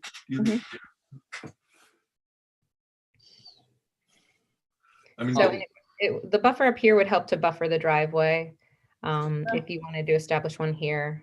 I do support a buffer being provided along this area because as you can see, there's existing homes. So the buffer would help reduce any, noise with the construction of these 3 new lots. I don't think the northern buffer would something we'd have to mandate because they'd probably impose it themselves because there's a driveway there. No. Yeah, I mean, I think the intent would be for eventually for that to get buffered so the driveway isn't looking into the backyard as they were developing the properties. Yes. Additionally, on the, I guess it would be the southern side where that 25-foot buffer was requested. Coming off of Mill Road, there is a current, like a driveway that did come off of that way and go towards the back along, the side here where those houses abut. And additionally, it is residential to residential uses between those 2 houses and the proposed subdivisions. Yeah, I see. It's right here, right? I can barely see it. Like it goes like that. I think it was a little bit tighter to the property. It's actually, at some points, you're probably only 10 feet off the property line and the fence there as it meanders. Actually, it starts over there, but it does turn very sharply towards the fence. But there also was a third, which is still there, that we're supposedly taking out, which was down. I'm pointing to it like you can see me, but it's on the lower right is the third curb cut. So the 50-foot recommendation, I think, is going to actually affect the building envelope, but I think the 25 would probably have already been considered by the developer for the value of the properties. Mm-hmm. Okay. So and because it just has that little jog, it wouldn't really interfere. The 25-foot would not really interfere with the buildability of all the lots. I'm just concerned about not doing the one up north. I'm pointing now. Well, I'm in favor well, that's of why I that. wanted to discuss that one. It's there's something to be said. We had comments received, and from, I believe it was this property owner who said, that this is very thick and well vegetated. So, in driving by the property, I didn't see the driveway, how close it got to the property boundary here, but I thought this did have merit. When you're talking about, buffering from residential, I didn't support any buffer in the middle, but, if one here is contemplated, they could either achieve that themselves with a row of evergreens, and then at least we would have this nice swath here, which would protect this existing developed neighborhood from any of the development. Well, how does the applicant feel about the northern buffer? Well, we would rather that be left to the developer to put in any type of screening that they would want to screen this northern neighbor. But they're not going to take down all those trees, though, right? I mean, there's some mature trees there. No. Some of those trees are quite beautiful and they only add to the value of the properties. Well, we've seen that. We've seen a lot of trees like that just taken down, so there's no guarantee. Well, we could come up with a buffer. We're still going to Well, I mean, it's kind of a catch-22 because we want to screen, but you're telling us to leave the big trees and don't disturb the area, which winds up resulting in having no buffer at all. What? I don't understand what you just said. So there are individual mature trees, but there's not necessarily a dense natural foliage that would create screening from that property. On the northern side, right? Yeah, on the northern side. So it would be, just leaving that natural would actually not be the most productive use as a screening for the backyard of that residence. We're putting in some different vegetation mixed in with the mature trees would be the most beneficial with respect to providing privacy while also, not having just a natural undisturbed area that you could see through because So it hasn't. you're talking about augmenting that, right? Augmenting that. Exactly. Correct. Augmenting it and being able to put a sprinkler system in there and properly maintain and care for trees that we do plant in that area. Once that happens, Jackie, you've been to the property. What's your thought on this? I supported the buffer along here. Like he said, there are sporadic large trees, but I didn't really support any buffer in between. And this one, I was, you could see through it a little bit. So depending on your goals, are you trying to keep the native vegetation, just a pocket here, which I thought this was a much more valid, reason and rationale to keep this here, especially. I'm just responding to the Conservation Board's comments. Yeah. That was my question. Yeah, no, and they made those comments at the pre-application report, and you guys didn't see proper to buffer either in the north or on the east. But in reevaluating it and based upon the public input, I do think that a buffer here would be appropriate. I think 50 feet's a little too much. 25 is fine. 25 is what the resolution recommends here. And then I did want to discuss the buffer up there, which I'm not. How does everybody feel about that northern buffer? To keep a 25-foot buffer and augment it, or what's some of the thoughts? Jackie, could you pull up the survey too? I do believe the existing driveway encroaches, or it does encroach on part of that northern property line. It doesn't show an encroachment. It shows the encroachment here. I believe, and it comes here off the road. I don't think it encroaches on that northern portion. Okay. It looked like. I would leave the northern buffer up to the applicant myself. That would be my preference. Yeah, I agree with you, Dennis. Yeah. I do support this. I do support this buffer. This one, I wasn't completely, which is why I put it on my version. It's discussed 5-foot buffer to the north. But this, I didn't notice the secondary driveway because I was driving and then drove in through this way, but this did have some nice mature trees, and it really does help provide the character of this neighborhood because these are, smaller and shaped lots, with, road frontage on both sides. So I thought this was applicable in this specific case. So it's also in the archaeologically sensitive area, but because the houses are there already, is this the situation? Well, we got an archaeological report on this. Review. Yeah. Okay. So any other comments, Mr. Landro and Delandro, or? Well, the IA system. Jackie? I'm sorry, I couldn't hear you, Gloria. Oh, I think I'm unmuted. You are. It was just a little low. I couldn't hear you. Sorry, I didn't project. No problem. You wanted to discuss the IA system. Yes, I did. Although, Gloria, you have made us aware that there may be some possible new requirements from the health department that all new lots may be required. This is in the medium priority, so I did check the priority area. This whole general region is in the medium priority. So, they are possibly. Yes, have you been notified at all about this new reg? That all new homes will have to have it? I read that too, Glorian. I don't. Robert and Paul, are you guys willing to put in new IA systems? We have heard that it's a possible new requirement for new homes that all new homes will have to be providing IA systems. Are you amenable to a covenant that would require all 3 of the new homes to put in the new denitrification systems? If it's required by Suffolk County, and it seems like that's the way the wind's blowing, my personal preference on that is not to have that.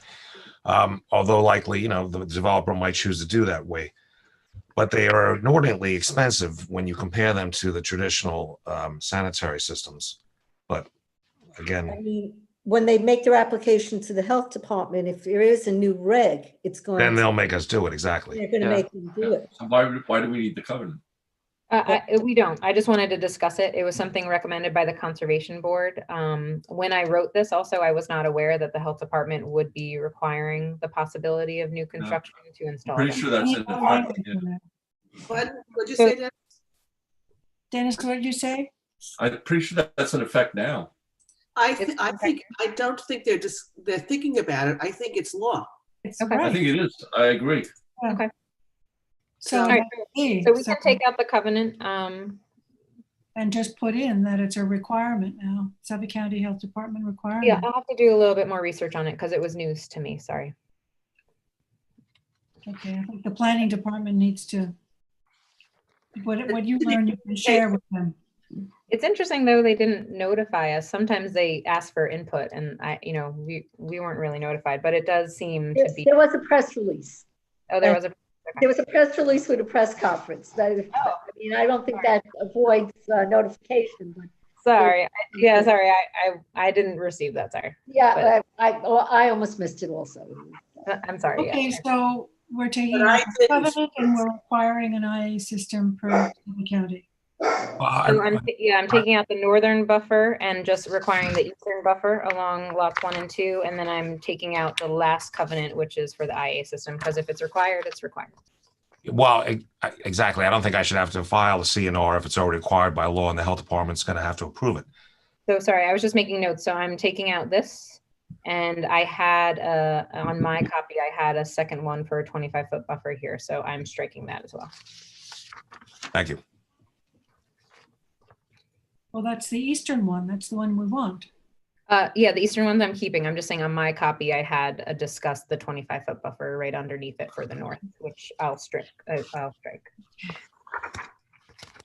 Any more discussion, or can we have a motion to accept this final conditional approval as amended by Dennis? Motion. Second by Phil.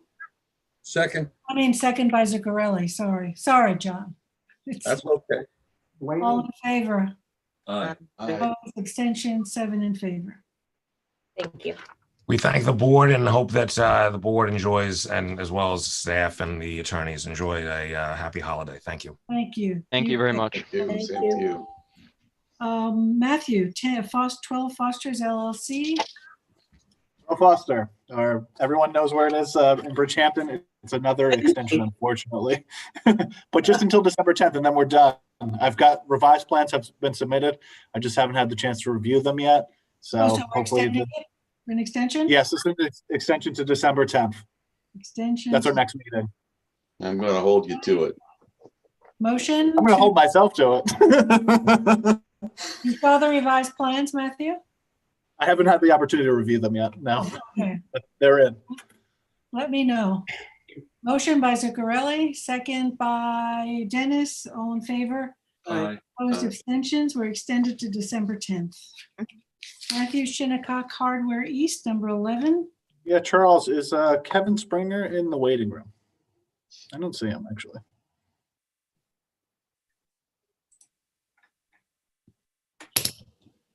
No. He's seen it and he was comfortable with the approval. I mean, it's really up to the board if we want to proceed without him. I don't see an issue with it. It's a pretty straightforward thing. There's a staff report. This is a Okay, it's up to you. Go ahead. yeah, I think it's fine. Okay. It's the project's for a site plan special exception for a 1,000 gallon above ground propane tank accessory to an existing hardware. Let me share the screen so you guys can see it. Okay, that's 12 Foster. There we go. It's a 39,000 and change square foot parcel within the HB zoning district, New York State Archaeological Census area, situated at 849 County Road 39. We do have a site plan for this. It's a little small, but if you can see this little box where my cursor is, that is the tank. It's not very big. I'll just zoom in a little bit for you. I think I'd asked you at one point how much physical land it takes up, and you gave me a measurement. Yeah, it's not big. I think I have the measurement of the enclosure. Oh, it's right here. 12 It looks like it's 192 feet long. So it's in the back here. That's the hardware store parking in the front. Full screen. In terms of SECRA, I'll go into the report. SECRA, it's a type 2 action, so no further environmental review is required. We did have a public hearing for this via Zoom on October 8th. No comments were received. It's pretty innocuous, and no written comments were received either. In terms of referrals, town engineer had no requirements just because it's such a small amount of improvements. Fire prevention, they did have a lot of requirements. This has to do with it being liquid propane. The applicant has met most of those, but all these will have to be, met by a condition of approval, all the different, fire codes and bollards and things like that, which they are showing. No comments have been received from the fire district to date. And we have comments from the health department. They are an approving authority for fuel storage as well. So the applicant will, as far as I know, have to get health department approval before getting a building permit for this. And we didn't receive any comments from the CAC. In terms of the general special exception requirements, do you want me to go through them? They've met all of them. A lot of the improvements on this are existing. I can kind of highlight the ones where I'm just asking for a little bit more of information, if that's okay with the board, just to keep this timely. So letter J, buffer yards. They are maintaining the minimum rear yard setback. I'm just asking them to show this. What's behind that hardware store? Yes, it's behind, so they're meeting the rear yard setback. If you look on what's the property behind it? There's a house behind it. That's a matter for discussion I have in the site plan section as well. But if you look on the aerial, so the zoning line is here. So they're meeting all their transition, requirements. The tank will be approximately here. Oh, okay, not in the rear, okay. Yeah. So I'm just asking them to show the setbacks from all the property lines for the tank. And then moving to L, no outdoor storage is proposed to condition, any additional outdoor storage will require planning board approval. And then moving to M, these are the specific requirements for propane for fuel storage. So it's 331.33.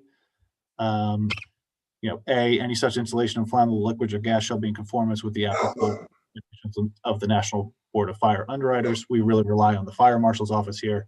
They'll have to comply with any conditions that the fire marshal imposes. B, recommendations of the local fire chief having jurisdiction in the Town Bureau of Fire Prevention. Again, we'll go with whatever the fire marshal's office is saying. We haven't received any comments from the Southampton Fire District yet, but I'm included a condition that says for compliance with any existing or future comments of the local fire chief, which is pretty. Is this gas that's going to be used for homes? Instead of, they do have an exchange on site, but this is so if someone comes with a propane tank, they're going to be able to come and refill it. So there are cars that will be pulling up to it behind the bollards. Yeah, it's the people who would be shopping at the hardware store. They say, "Oh, my propane tank's empty." Somebody from the hardware store will come in, take the tank from them and fill it up. They're not going to be storing extra small tanks back there, will they? Not by this tank. They do have an area on site already that the fire marshal did outline. If you can, this is also very small on the plan, but I'll show you again. They already have a small exchange. Yeah, where is that? See this, it says metal storage.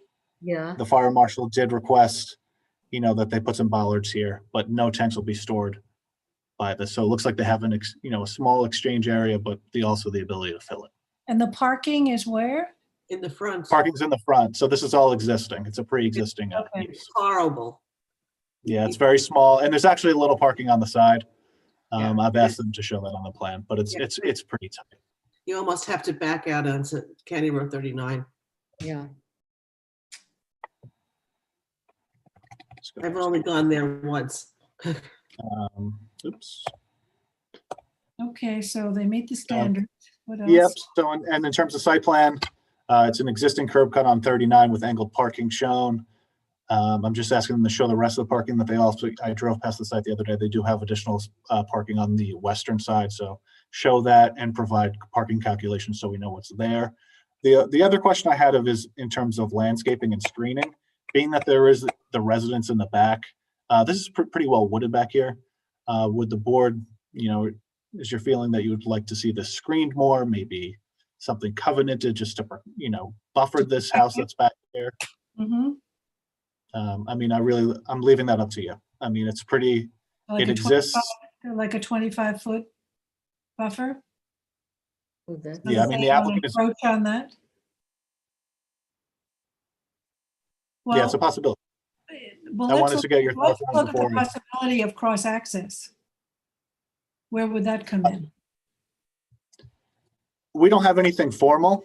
But looking at it, where would it come in? We can, I mean, it's essentially, it already exists. I mean, this is pretty much just a continuous area of pavement between all these sites. I mean, we could formalize it, but it pretty much in the front, it already is here. Yeah, but it's really not, there's not very much space when you have the angled parking at that hardware store. Yeah, I mean, it pretty much would allow you to pull here and come off if you see on the plan, and anybody would, I guess, pull back into here for the tank or park here and walk back. Is to the west, is that the deli? I'm not sure off the top of my head exactly what is. Hey, can I interject a little bit? No one ever goes in the back for the tank. I take my propane there and I give them my can and they give me another one. Yeah, this is for a new use, Charles, to have a tank that they're going to be able to fill smaller tanks. So do we know what's on either side here so that, I think we should consider cross-access somewhere in this report. That's Caston Pools there, and I think that's a deli on the other side. It is. And then Country Cabinets, I think, is then to the west of that. And these are all wide open curb cuts, right? Yeah, it's ugly. Yeah. Yes. Basically. Yeah. This is a little bit better idea. Now, the County Road That's it. 39 study, had recommended closing up some of these curb cuts. Mm-hmm. I don't think. I mean, you as the board could require them, and I just, this is a pretty innocuous accessory use to an pre-existing non-conforming use. I wasn't looking to go.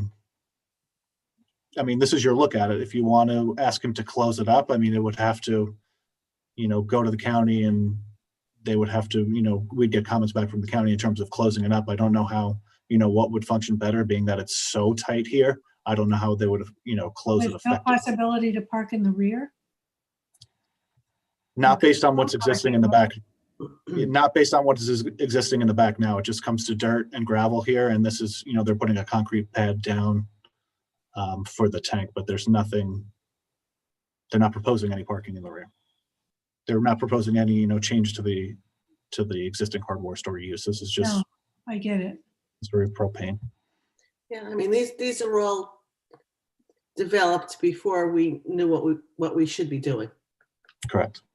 Yeah, but sometimes this is a small addition, but sometimes when an application is before. And I can appreciate that, Jackie. I don't want to be too onerous, but it's like I said, it's your purview. Yeah, I get it. Can they do anything in the front? Do you think that would make it look better? Put a tree in? I just don't know, with the existing infrastructure, I just really don't know where you can fit it, being that it's so close to the road. I mean, it's yeah. In terms, it's really hard to back out of those parking spaces. Yeah. And turn around to be able to access back onto County Road 39. Yeah. Did you show an aerial here? Yep. You could put a tree in, but it would be gone in a week. Yeah. It would be gone. So it's, I mean, there's a fair amount of room here, but then, once you're beyond this point, their property line goes almost to the right of way of the road.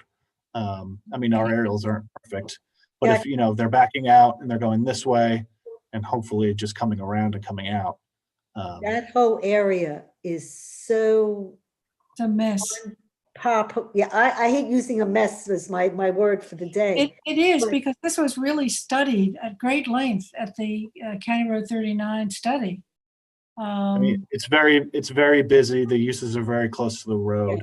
I think it would be hard, without a Well, that's- redevelopment of the actual building to Yeah. really make a lot of Let valuable me changes ask here. you this, Matthew. Can you take a look Sure. at cross-access plan for these properties?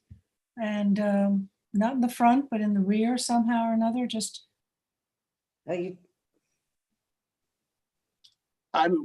We could ask for it. I mean, we'd have to speak to the applicant. Like I said, he's not present today. no, I'm not saying, I'm just saying, let's think about and develop a plan here. We can't ask him to do something without a plan. Yeah. But the planning department can make a plan. And then if we had that, then there's always the possibility that you could close up some of the County Road 39 access. Yeah, like I said, without a major redevelopment of the existing infrastructure and the existing buildings all along here, I just feel like we might be a little pigeonholed with trying to solve small problems rather than being able to fix the larger problem. Right. Well, the larger problem is access from the rear and circulation. So take a look at that, but not imposing it on this application. And you, Okay, that's fine. you have houses in the rear. So Yeah, and it's residentially zoned for the most part behind it. I mean, the zone line's a little behind the property line, so they're pretty far back. So I don't know if the board wanted to impose some sort of buffer in the back or leave it as is, being that it's pretty well vegetated and away from the zone line. They're maintaining. It doesn't look like the clearing has really changed. yeah, I would almost just leave it the way it is, because if they put something in and it dies, then you have nothing. At least fine. what's there now is Well, moving. is there a 50-foot setback, right, to residential? This is HB. I think it would be from the zone line, so they'd more than meet it. Yeah, so at least can't we show that there's a 50-foot setback here? Yeah, They which- meet it? I've asked them to show the setback from the property line for the propane tanks and, the accessory structures that are there, so it'll demonstrate that it meets it. So the rear, yeah. Okay, so for lighting, typical conditions. Dark They skies. didn't provide any details. It's got to be dark sky compliant. Any existing lighting will have to be replaced with conforming lighting. Like I said, additional outdoor display is proposed. What do they have now? drainage. Do we know? For outdoor display, No. What do they lighting, have for I'm at the- lighting? it's whatever existing. So whatever existing, if it doesn't comply as a condition of this site plan, it'll have to be replaced with dark And no light dark skies. pole. Yeah, I don't think that there's a Yep. light pole there. I don't think so. They, Drainage. Go ahead, Gloria. oh, I was just going to say they do have things outside. Yeah. But they're not open much after dark. I think they close at like 7 maybe. I don't think, yeah. In ter- No outdoor storage, so that's. Yep, no outdoor storage, no additional outdoor storage. Drainage, there was no requirements from the town engineer. Physically challenged access, they don't show any handicap, so they'll have to show whatever is required by code. It's 5%. And one of those spaces will have to be then accessible. No additional signage is proposed. They have existing signage. Mechanicals, everything will have to be screened. Dumpster, the dumpster's not shown, so I'm just asking to show the dumpster. And that. So I'm Okay. recommending. Go ahead. So you need some site plan additions here. Yeah, they're just typical easy changes to the plans that are on, Okay. every site plan. I have them as conditions of approval, if the board's comfortable, and we can go through that. Okay. So I'll go from the first resolve. This is for the special exception, it's bottom of the page. So fire marshal comments shall be fully addressed. Any future requirements from the Southampton Fire District or Southampton Fire Chief shall be fully addressed and complied with. And then number 1 for the second resolve, changes to the site plan. There's just a lot of duplicate layers on the plan. It's a little bit confusing to look at, so I'm asking that they just clean it up a little so we can get a little clarity. Include only existing structures, improvements, and plus what's proposed. Nothing that's been removed. Show all parking on site, including those spaces on the western side. Include ADA compliance spaces in compliance with town code. Dumpster locations. Additional bollards around the metal storage bin. This was a fire marshal requirement, so this is where those exchange tanks are in the front. setbacks from side and rear property line for the propane tank, handicap accessible space and signage. They'll need a detail for a fencing detail for the chain link fence around the propane tank, and details and warning signs and no smoking signs, which are fire marshal requirements. General conditions, this is no dusted dawn light fixtures. Existing lighting has to be NAEC conforming, 3000 Kelvin or less, and dark skies compliance. No outdoor sound system. No additional outdoor storage display without planning board approval. All mechanicals on the roof or ground shall be screened. And affidavit and 6 sets of plans, and then health department approval prior to the issue of a building permit. Okay. Any other comments? Questions? A motion to approve? Motion. Phil, motion by Phil, second by Dennis, all in favor? Aye. Opposed, abstentions, 7 in favor. Thank you. Thank you. Watermill Village Townhouses. Yes, if you could let Jeff Suchman in, Charles, and Eric Bregman.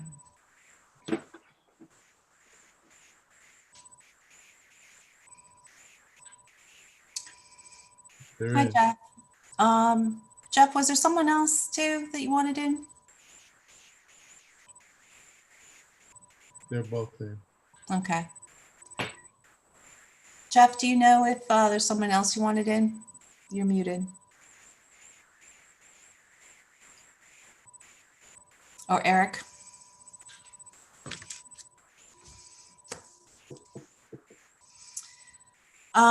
Just to summarize, hi, Jeff.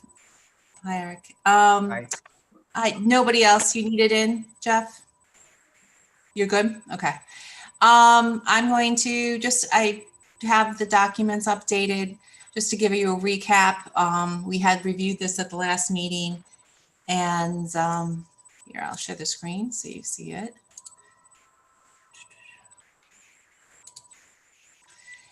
This is the area for the Watermill Village townhouses.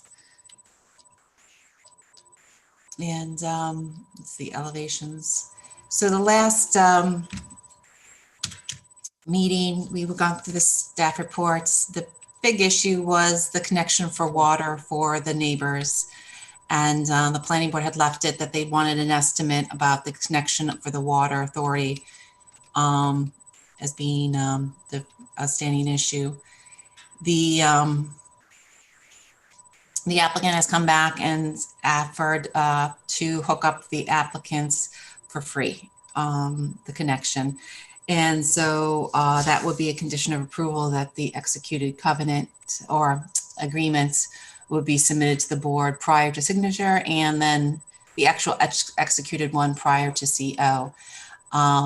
And there was some issues about making sure that the town is not liable, hold harmless. BB can incorporated it with that. So I spoke to Kathleen, and she's incorporated some language, and this is the newest version of this, which says submission of draft agreement with the neighbors regarding the gratis hookup to public water, inclusive of hold harmless indemnity language in favor of the town, which Kathleen would be part of.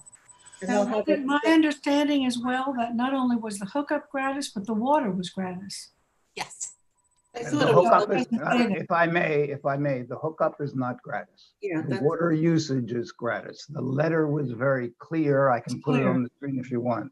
Yeah. Oh, I'm sorry. So the hookup, the applicant, the owner of the property will pay for. The public water will be gratis. Okay, let me change that language. Okay, I can put that in there. That's not a problem.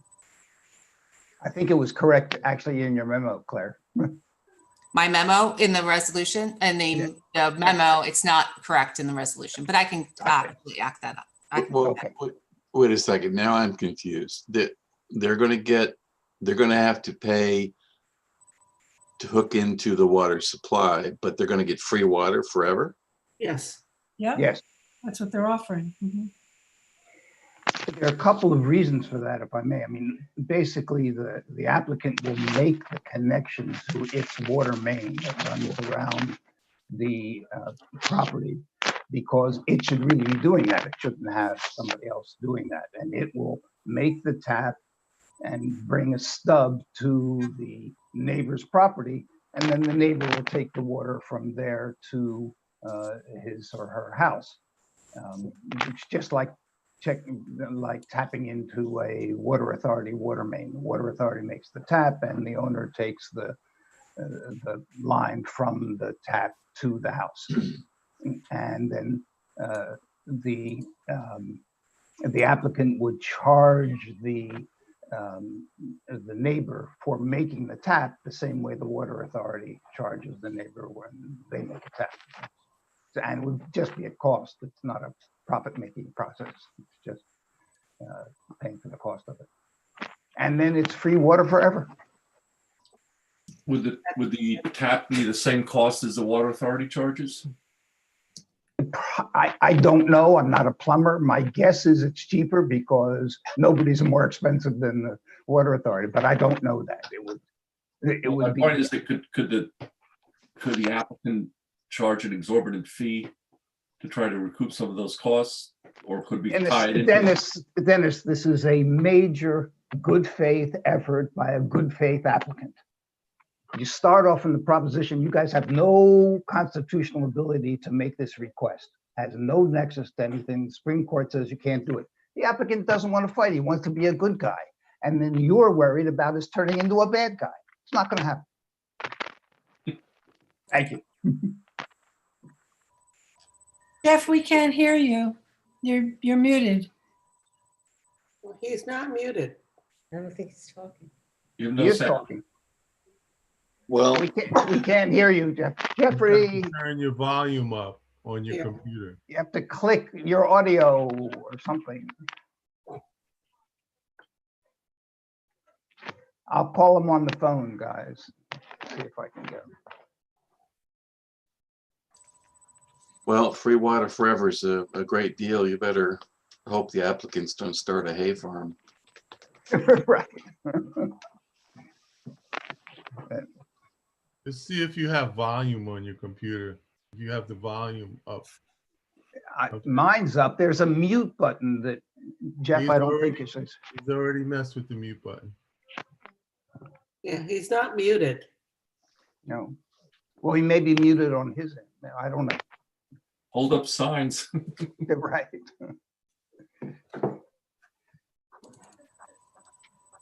Hold on, I'll do that right now.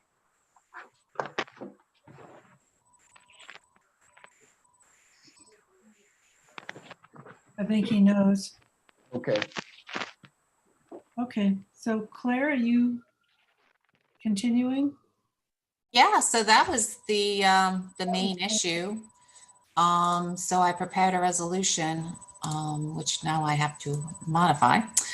But I can go through the conditions if you'd like.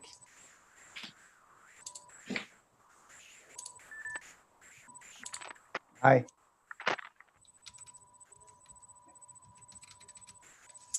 Here we go. Okay, yes, I did. Thanks. Thanks. Hi, Jeff just called me and he said to let you know it'll be their actual cost, their actual exact cost. And so I can say that also. Yes, The hookup, That the hookup will be at cost to Yes. the individual owners, and the water usage will be gratis. yes. Correct. Okay, I will make that change. Well, okay. Claire, you and I can talk more, but if you look at my letter, it was a little more specific. Maybe you can incorporate that language. Okay, I'll look at your Okay. language, but that is the gist of it, right? So, Yes. great. So changes to the site plan is to note the updated parking numbers, arrange for the town engineer. Oh, I'm sorry, the conditions approval were all subject to the original approval from November 15th, 2018, plus the following conditions. Some of these are repeated. Town engineer, pre-construction meeting, screening, no dusted dawn lighting fixtures, lighting shielded, future signs reviewed, submission of a condo townhouse map. And then I'll change the language as I stated for A. This will be the draft agreement, engineering fee, affordability covenant, submission of correction deed, affidavit, 6 sets of plans, and then prior to CO, the language as discussed before changed for the executed agreement, submission of cross-access easement agreement, and the maintenance bond. You'll change that language in A as well. Yes, exactly. A on this one, and then for the draft also. Okay. Those changes. You want to consider? Eric, do you want to say anything further? Just thank you. Okay, any questions from the board? Okay, Down. And happy holidays. thank you. So Claire, this is a draft. Motion for adoption with those changes. Okay, motion to adopt by Dennis, second by Second. Gloria, all in favor. Opposed, abstentions, 7 in favor. We are passed. Thank you. Great, thank you. Thanks again. And you. so my next one, oh good. Elizabeth Dale is in. And then Carrie O'Farrell and Jay McRoot, and also if Osmond Berry can be let in. And Dan Winkleman, please, our traffic expert. Great, thank you. Thank you. So Carrie did come. Okay, good. Hi, everybody. I thought the fire department was going to take away that whole row, the way they do in other shopping centers. Well, they strongly recommend keeping. So I was just going to say, I don't know if you want to start there. It's ultimately up to the board, you know, the language that he used. Do you want me to read it into the record? Sure. Okay. I mean, you sent the revised map, which looks like 6 parking spaces were deleted and 2 put back. Yeah, I didn't understand that if we lost all the parking on the front. But we didn't lose all the parking, right? Yeah, they didn't do that. Would you like me to share the plan? Yeah. Okay. Sure. Harry, sure, go ahead. I only got it today and I just looked at it on my phone and it was too small. It is, I don't know how well you're going to be able to see it Wait, here. clearly, that's pretty clearly spelled That's out. good. Yeah. Okay. Much better than on my iPhone. Right. Let's start. Do you want to go through the previous letter, or you want to start with the fire marshal? Because it's just one Start with the fire marshal, I think. Yeah. Okay. That's really the issue that is just that remains at this point. So Claire, go ahead. Sorry, I didn't mean to interrupt you, but they did review the plan and came back with this letter.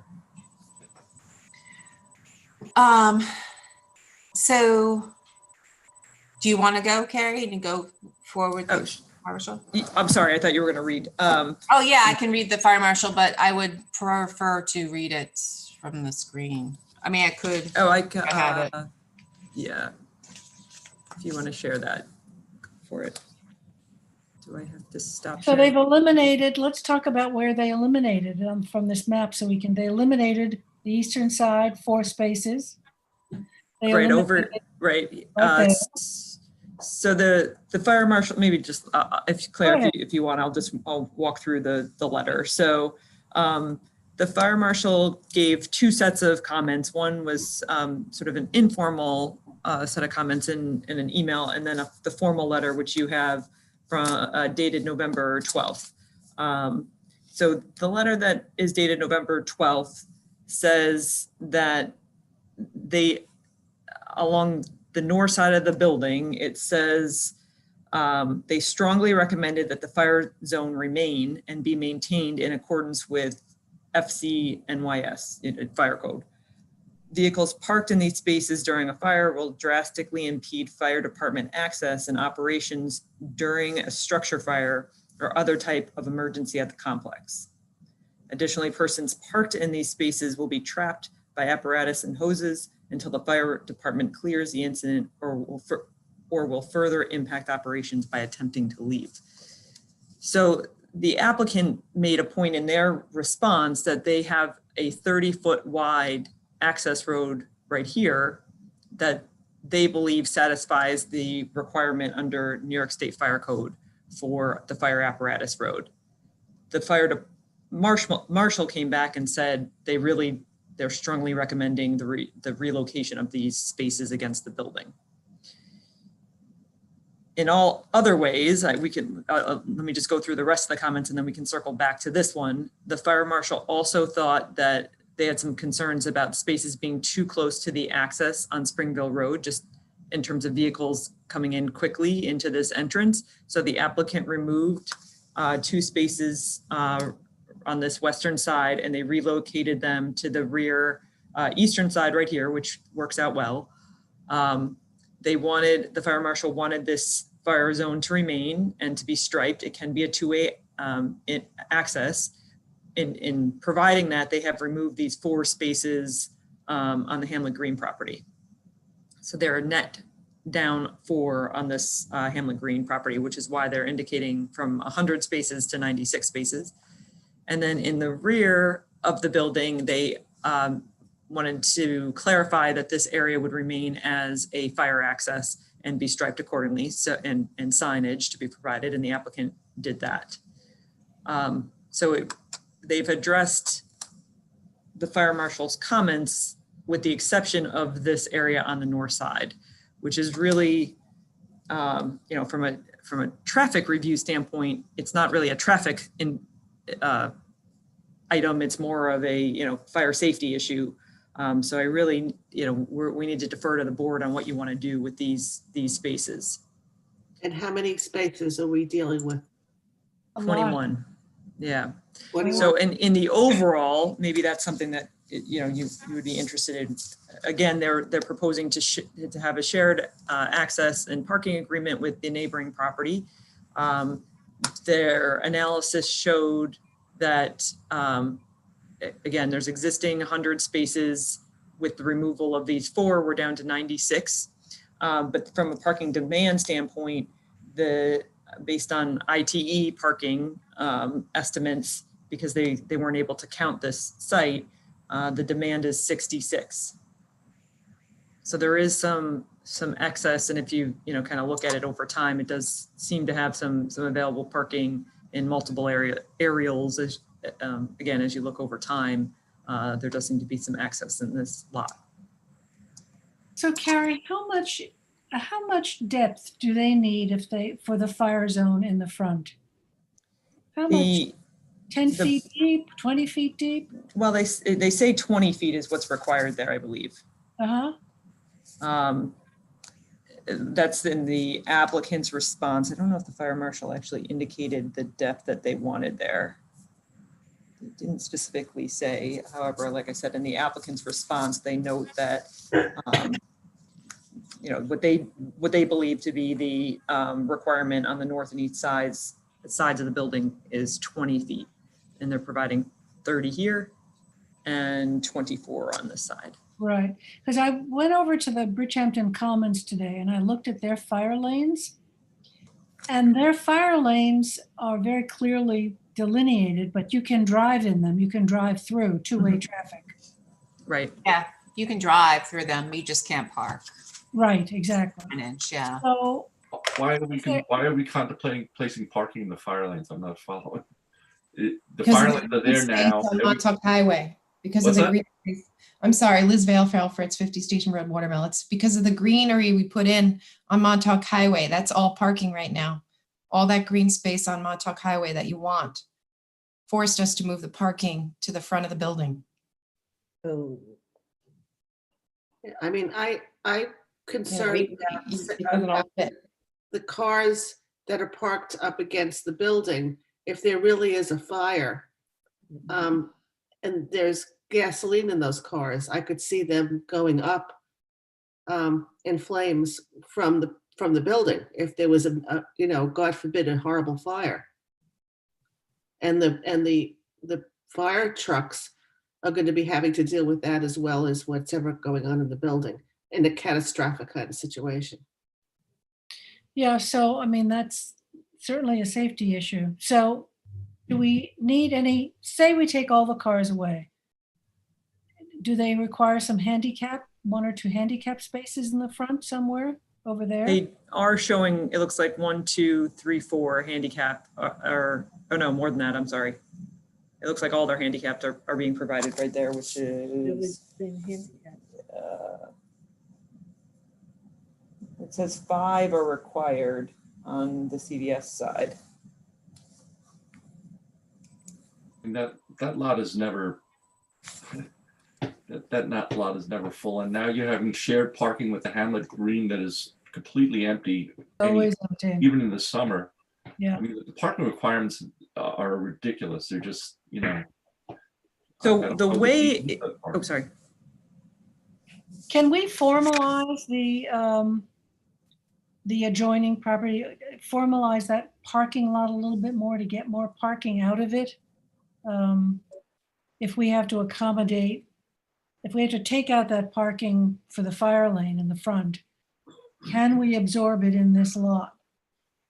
Put additional lot. I don't think it's got room for additional parking. Even if we reconfigured the parking there? We might be able to gain 5, but I don't think maybe a little 20. We had discussed at some point having employees park in the back to allow the front to have more transient parking.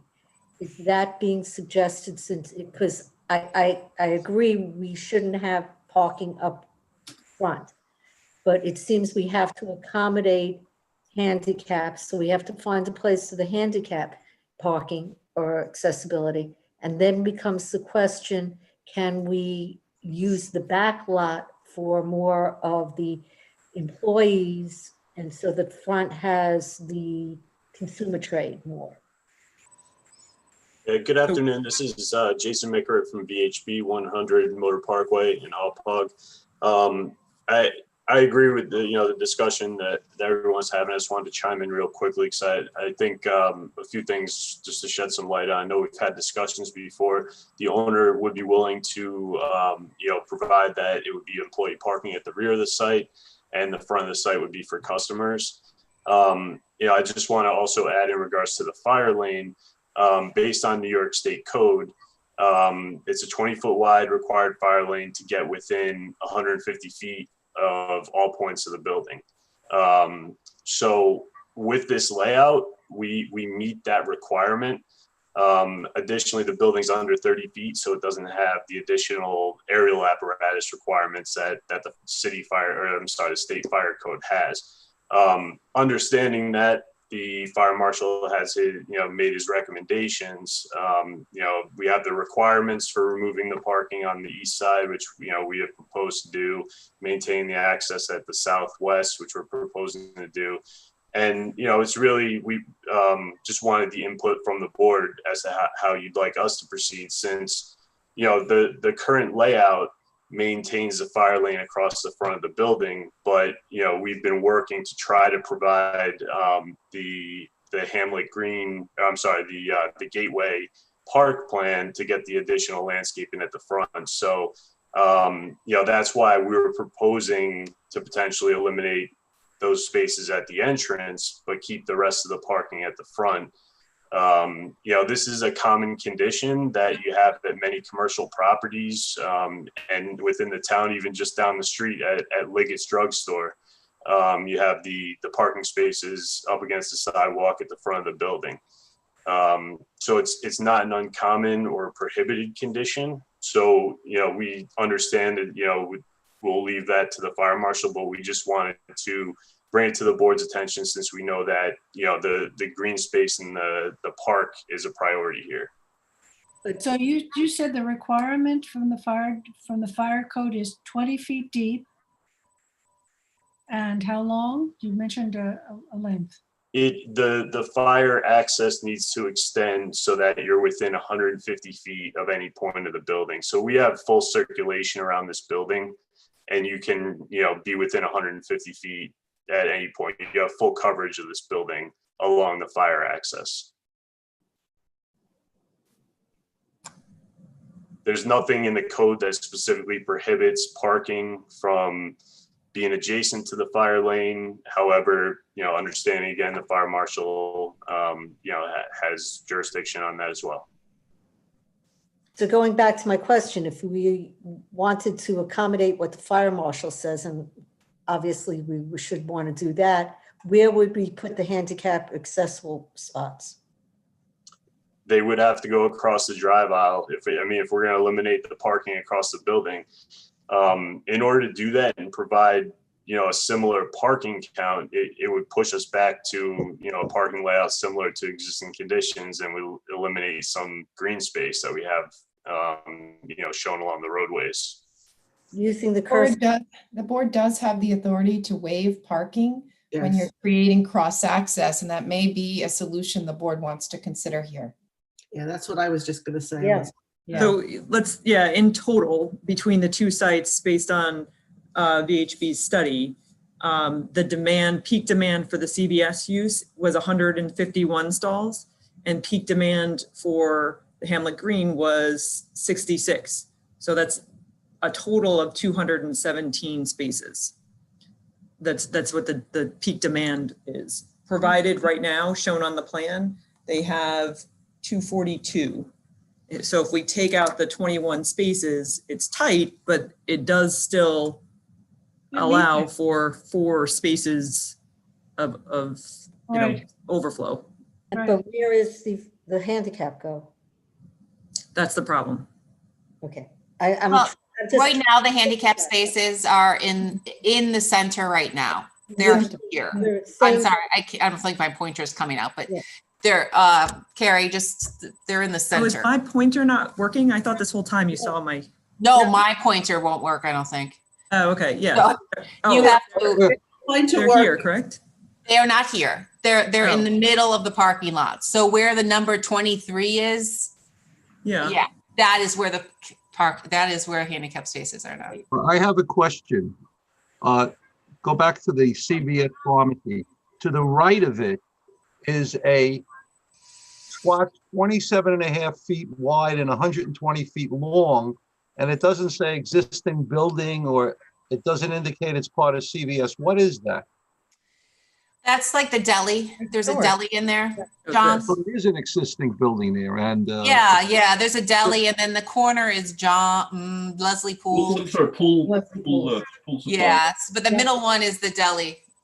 That's the one that's 27 by 120? Yeah, that's the deli. All right. And the other thing in the back, it indicates there's a, I guess, a garbage container. Is that right? Yep. In the lower right. I thought there was going to be some sort of loading zone back here or something. I don't see. There is a loading zone. Hang on. Yeah, that's correct. So we've consolidated the dumpsters where CVS's trash is interior to the building. There's a roll-up door shown at the lower corner of the building in the southeast corner. And then we consolidated the rest of the dumpsters on site and screened them, tucked them away where you have one dumpster enclosure for the eastern portion of the building shown in that striped area. Okay. And then you have another one to the west, which is screened by landscaping at the back of the building there to, consolidate the number of dumpsters that we have on the site there. And I see it says loading door. Is that open to the south or the west? It looks like it's a double. It's hard to tell. Yeah, the loading door for CVS that's proposed is open to the south, and there's a sidewalk that provides access from the loading area to the door. So there's access from the rear of the building into the building. Okay. Just at loading. least- Oh, here, loading sorry. Yeah, I see it. Yeah. Okay. But getting back to Carrie's math, if we took those spaces out, we still are slightly under the peak capacity of parking. Is that correct, Carrie? That's what you said? No, the demand is slightly under what's available. Right. So there would be, in excess, a slight excess of parking spaces based on what has been calculated as the peak demand, not according to code, but based on demand. Okay, just one item to note, if we do relocate those ADA spaces across the drive aisle, we're going to lose some spaces in that additional row of parking that's across the aisle there for the ADA. Right. So we will go down. I mean, we're currently showing 8 spaces, so we'll lose another 4 spaces to relocate the ADA. Mm-hmm. So Yeah, you're right Good on. afternoon.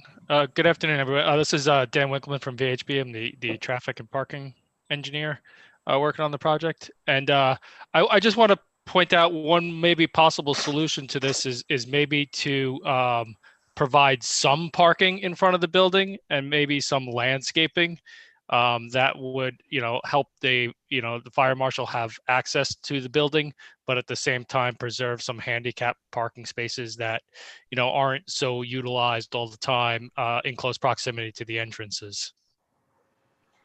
So maybe this center section right here. Yeah, and that'll help preserve the amount of parking that could be on site so that we accommodate the, the actual demand the center would have.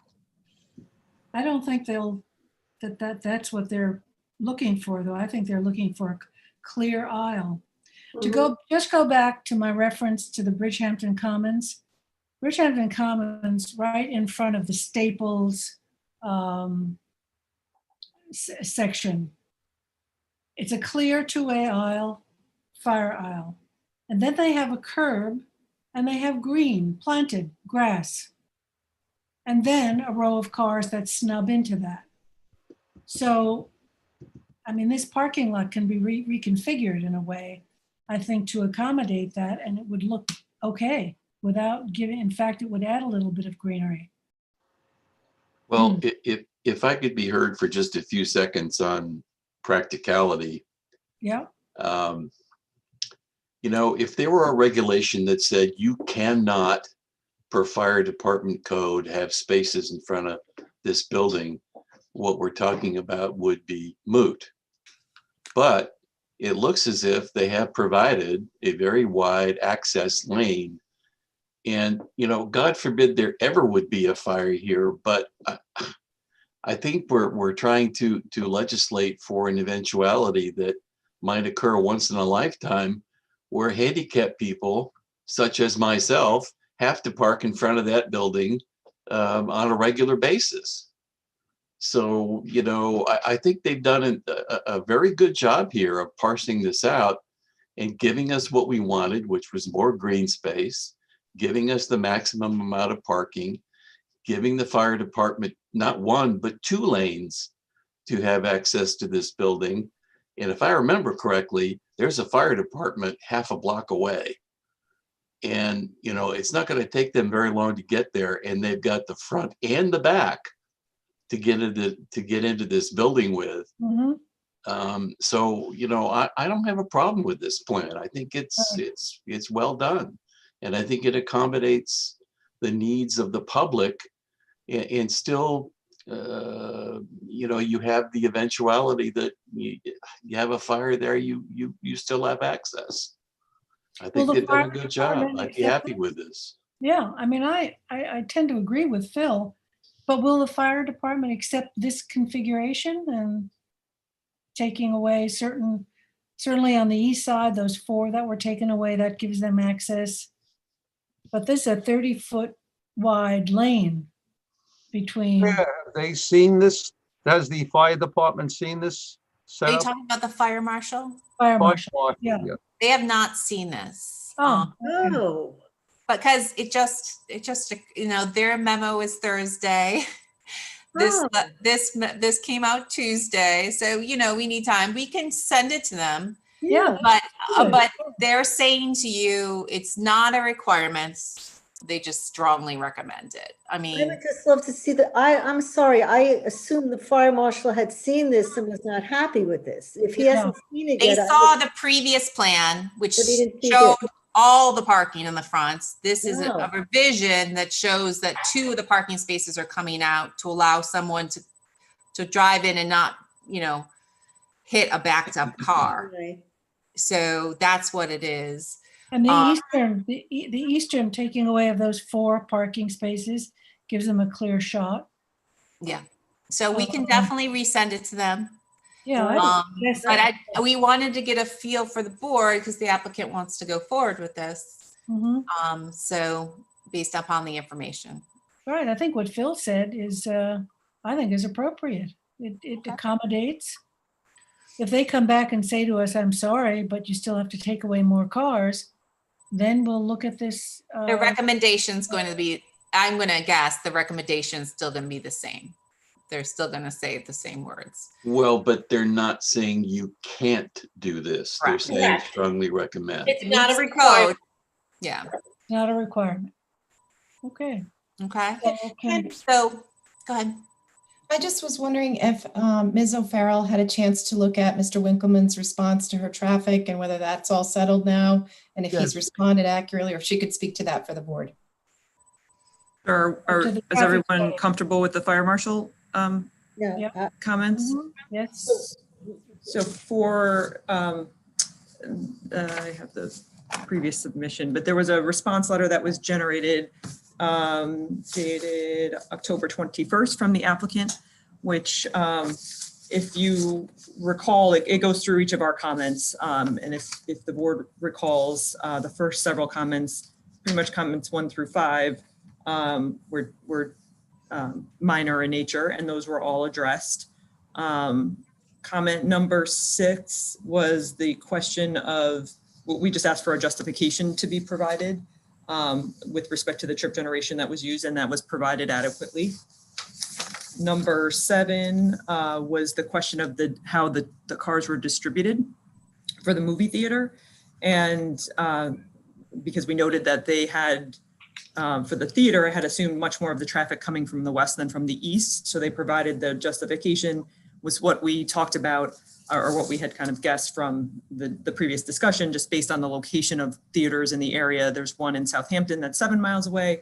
The next one to the west is in Shirley, so they expected more demand from the west, which seemed reasonable in our review. They added the analysis of the intersection of Montauk Highway and Ponquag. And the analysis shows that the signal does operate, that the additional trips does not change the level of service. It does, and it's minimal delays. In the worst case was Saturday, and I think it was 5 seconds or 6 seconds of additional delay. So it was not a significant increase.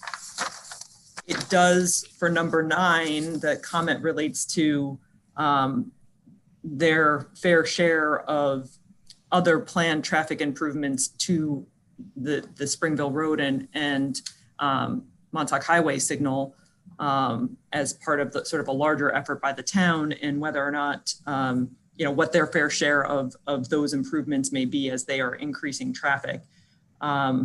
They make the point that they're not adding or changing the level of service. However, they are adding additional trips and, seconds of delay, which sort of cumulatively will add up as this area is redeveloped. So that comment, I think, remains something that we need to address with the board, whether or not the board feels it is appropriate to ask for their contribution to, again, sort of future traffic improvements in the immediate area, particularly Springville Road and Montauk Highway. Right. That's the juggernaut. Yeah, I mean, we took a look just as a percentage of trips. It does, again, depend on which time of day we're looking at. AM, PM, or Saturday. Their biggest contribution is during Saturday, and that's around 9% of the overall trips as compared to the new development in the future that is anticipated. For the AM, it was 4%. So it's a range between those two. Generally, it's not a tremendous portion of the overall trip generation, but it is a portion. So that's something that we can discuss further. Right, because when you try to exit, not enter is okay. Exit onto Springville, you can't get out because the traffic is just bumper to bumper. If there was a way to bring circulation around it so that you come in at the northern portion, if you could come around and just exit at the lower portion behind the building this way. We are, that is being created with this plan of the shared access. That it gives, those that are in the know the ability to get out to Good Ground Road or to exit out the south side, the south entrance. So it does allow for that. Again, depending on if you're somebody that uses this, knows this intersection or not. I think those that are used to it and, experience the delay here will start to learn to use those other two exit points. Well, one of the ways to cure it, of course, is to make this the northern one way in, and not an exit. But Well, again, that exit out is really helpful to Yes. the signal. So, Yeah. we had kind of talked about that, but in general, it is beneficial, in our opinion, to get those trips, the eastbound trips, out of the signal and out of this queue. Mhm. And then the next comment, number 10 and 11, were what we just discussed with respect to the fire marshal. The only thing we didn't see was we had made a recommendation for them to include signage to direct people from, this northern parking lot to the rear, to let them know Yes. that it's available. So I think we need to they should add that in their signage schedule rather. But otherwise, they did address the traffic comments to our satisfaction. Thank you, Carrie. Thank you. So Claire, what's the next step with respect to, at some point, getting this deemed complete for a public hearing? Well, you'll need SECRA. Right. And then the neighbor needs to be a party to your application. Mhm. And you had, at first, we had thought that the neighbor was subject to a covenant requiring cross-access. Right, they do not have such a covenant. Right. Have you spoken with them at all, Liz? We have once, but I believe we have to have subsequent discussions now. Yeah. Because we were all under the impression there was a covenant and there is not. So that's, obviously we have to deal with that. Okay. Which neighbor are we talking about? The one with shared access to the east. Oh, okay. So it'll be a shared parking, shared access easement. And part of that shared parking is going to be part of your waiver for any parking requirements that's necessary. So. Right. Okay, and we're going to show this revised plan to the fire marshal. I'm going to refer it over to them. The other two, I would thought sticking points that we had talked previously, I haven't looked at the pre-submission report in a while, so refresh yourselves with that, was the one is that you wanted access to the rear of CVS, and CVS has always kind of pushed back on that issue. So that is something we should discuss. And you wanted some visual improvements in the back also related to that. And then the signage to the front. I don't know if this is a conforming location for the sign, but I think there's some variances necessary if there was going to be a sign put up. So. Are you talking about the sign on the corner of On the Springville? corner. Yeah. So. And I think the rear, they do have a rear exit door, but I think that was for employees. I'm not entirely sure that. Yeah, so that's still something that you were pretty strong about in your pre-submission. So. Some of us. Some of us. Some of you. Yeah. Claire, so these are the points I remember. But I think traffic, go ahead. In regards to the signage, we did revise that on the last set of plans that were submitted to be zoning compliant. Okay. So it's out of the setback. It's a pylon sign per the town code. So we won't be seeking a variance for that. Okay, so you have those plans it's completed part of the package. I'm sorry, I haven't recently. Correct. So, yep. Okay, so I'll look at that in terms of design. Okay. Okay, so that's how we leave it. So I think it's been deemed incomplete into this point, but the traffic is to your satisfaction, but I'll update you on any comments for Fire Marshal. We'll just have Carrie updates her final memo, right, Carrie? Does that sound right? Yeah. Okay. Let's see what the fire marshal says, and then we'll make a more formal recommendation, I think, to the board, if that makes sense. I think that's smart, Carrie, because if the fire marshal agrees to the revisions that you've made, then you don't really have to alter the interior circulation. But if something else happens with the fire marshal, then there may be some adjustment.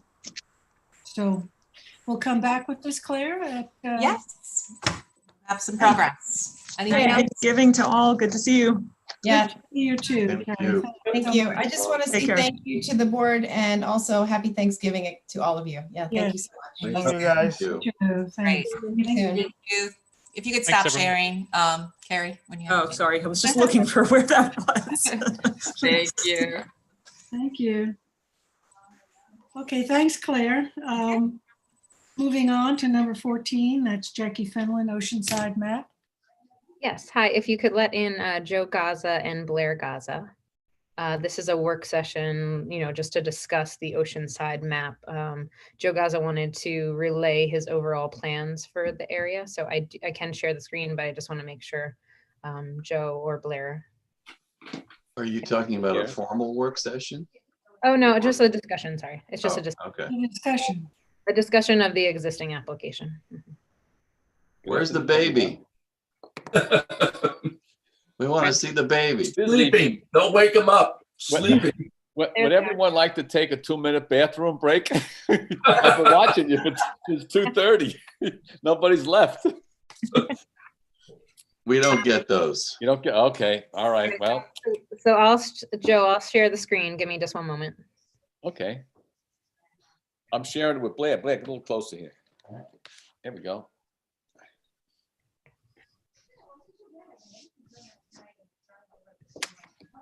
Jackie, are you giving us an overview here?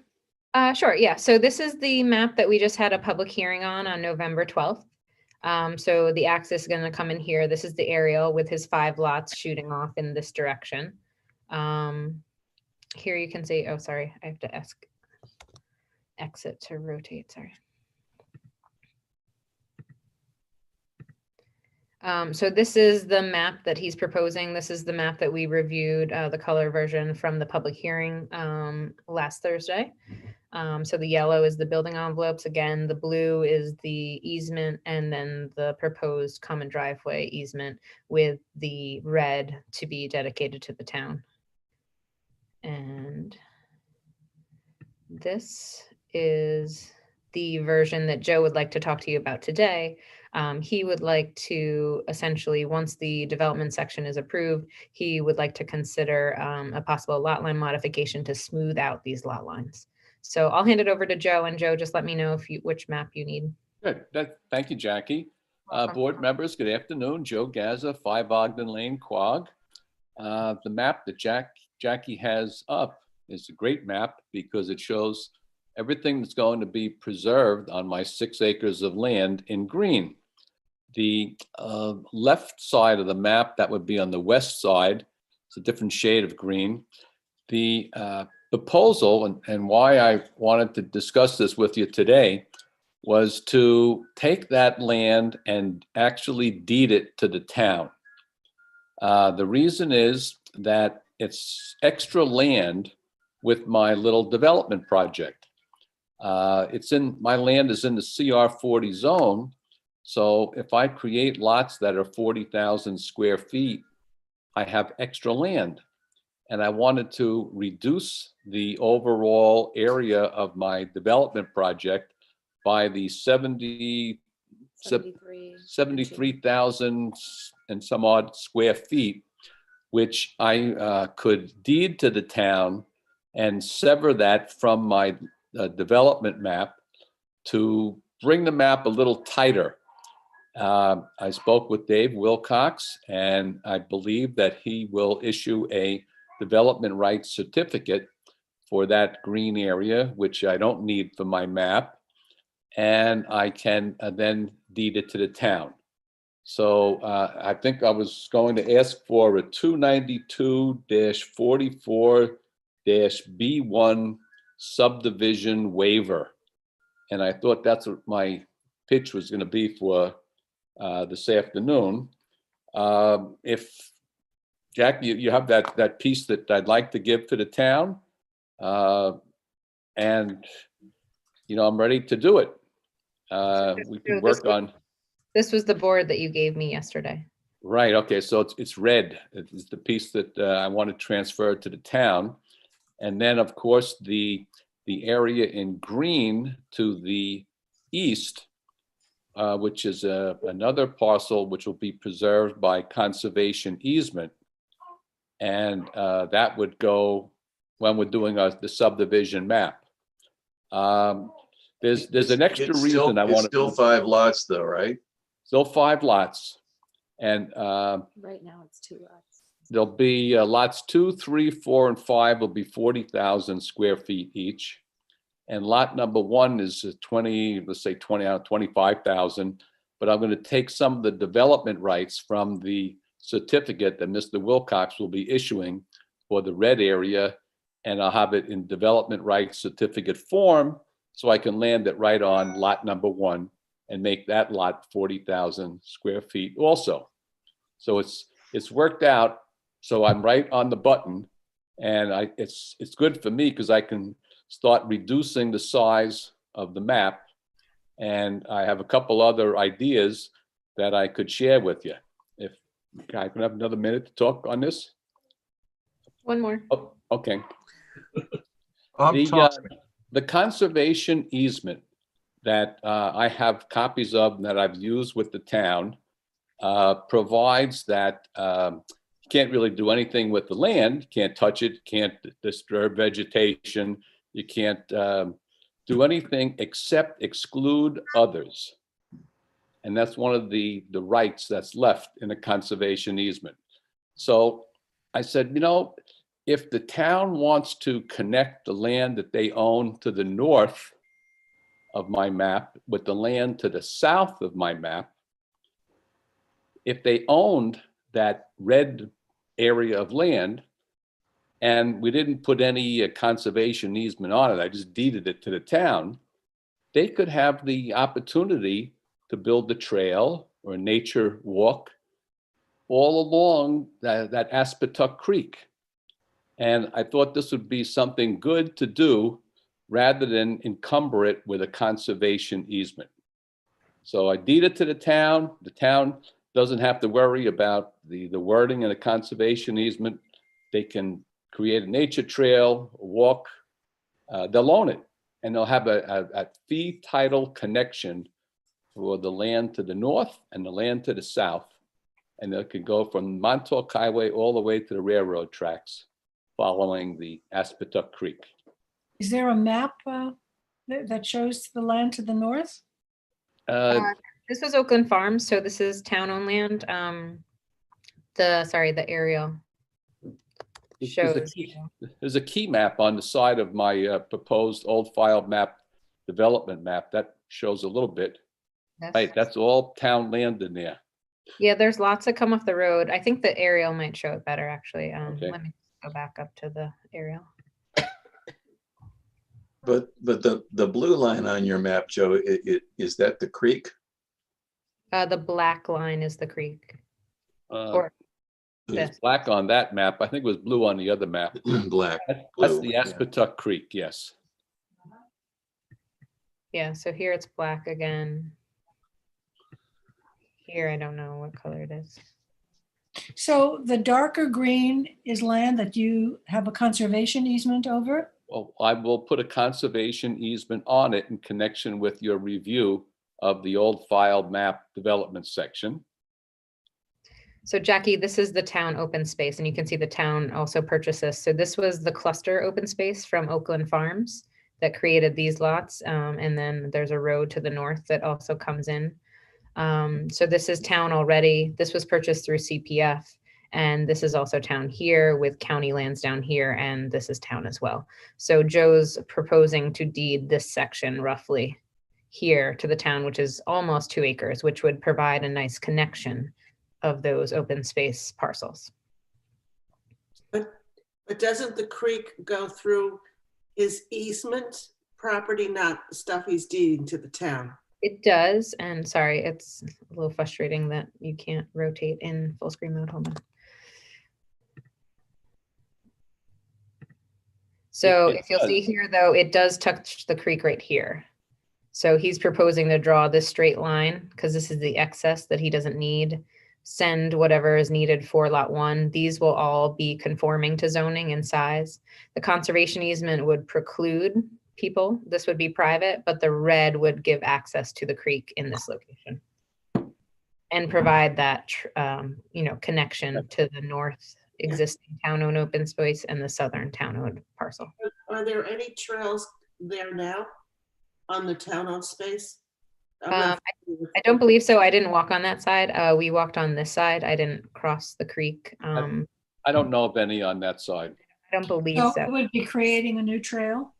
Yeah, and actually, the Trails Advisory Board, they did discuss it. I didn't receive their formal comments yet on the Oceanside Old Town Map Development section yet. But they were saying that this would make for a nice area to provide for a new neighborhood walking trail because of the creek and because of all the surrounding town and county open space.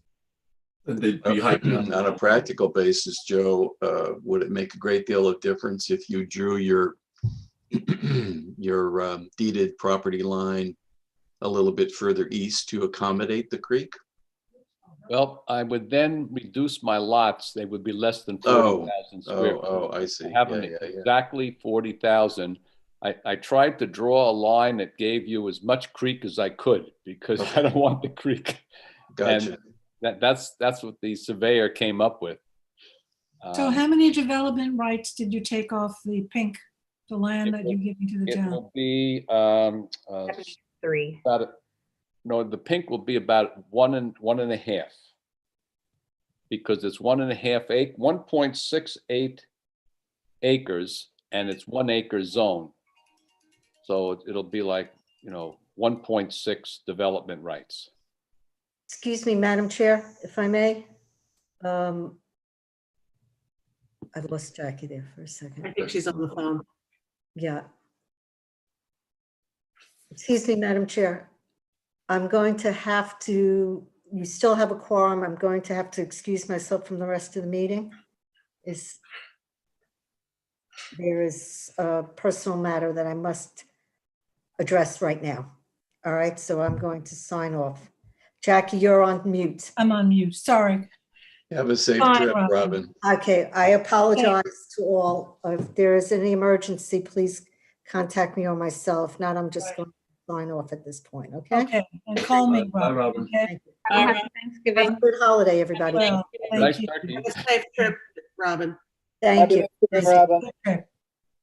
So back to the development rights one, and what did you say, Jackie? Oh, I think it's going to be 1.6 or 1.7 because And do it's you need all of that for this parcel? no, he only needs about 14 or 15,000 to land on development parcel 1. These will all be conforming with the zoning district, which is the R40.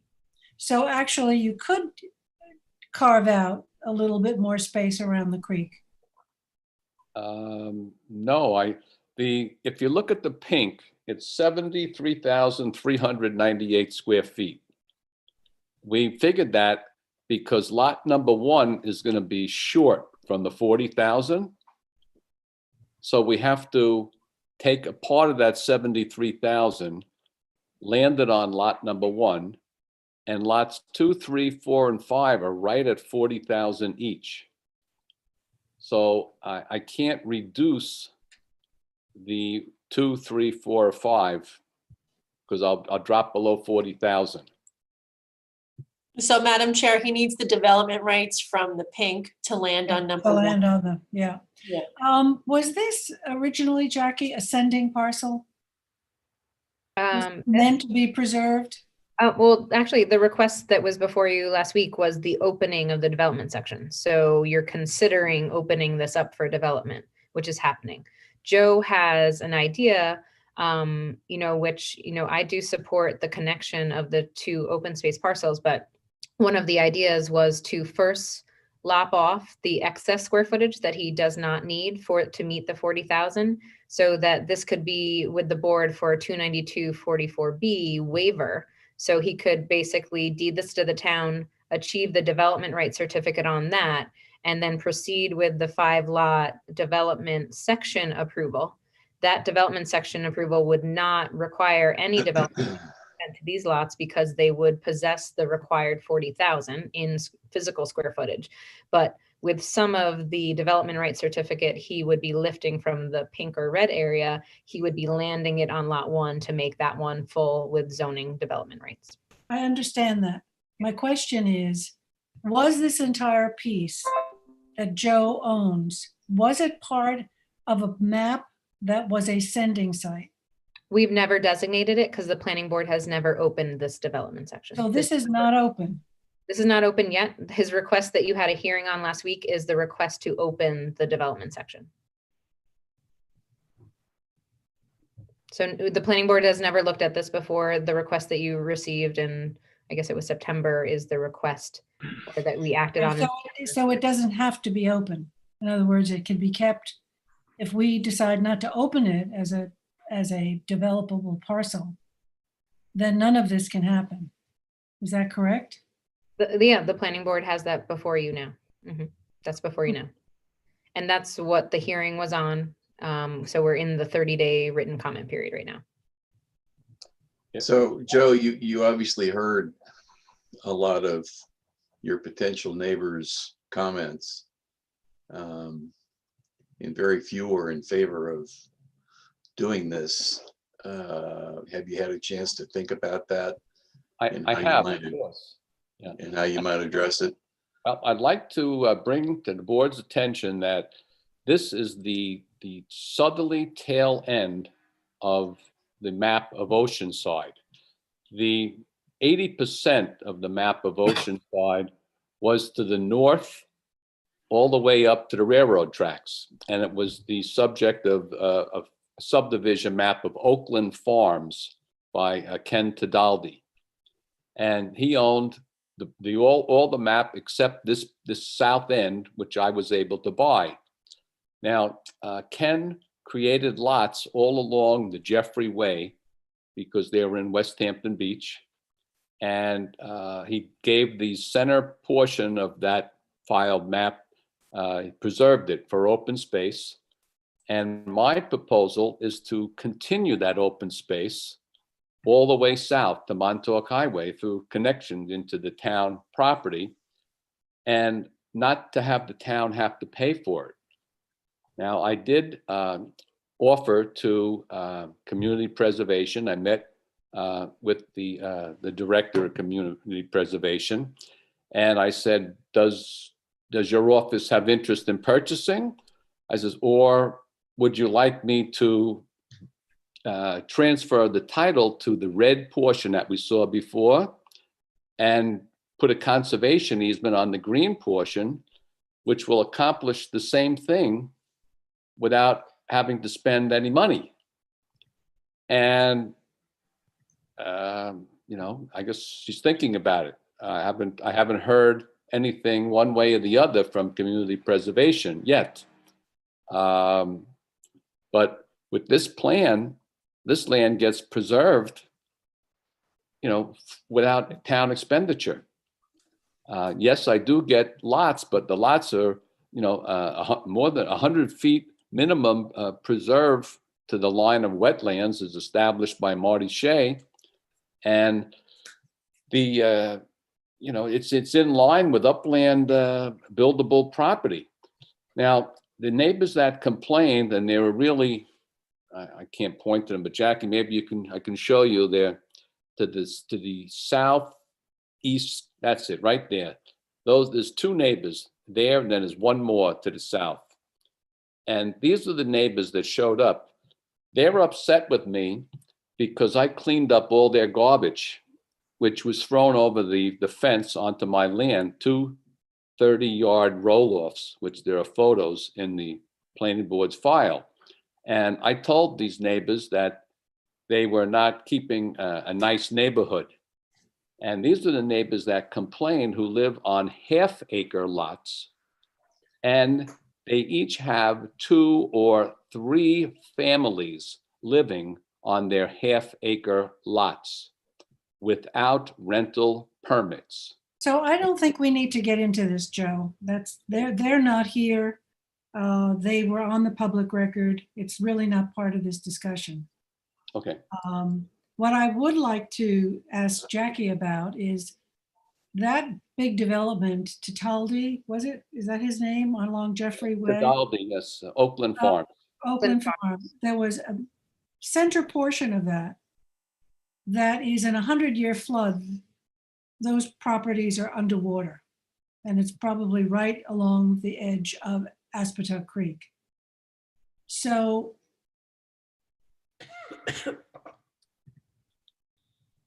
I believe these were created, yes, right, by the Oakland Farms, and then further to the north.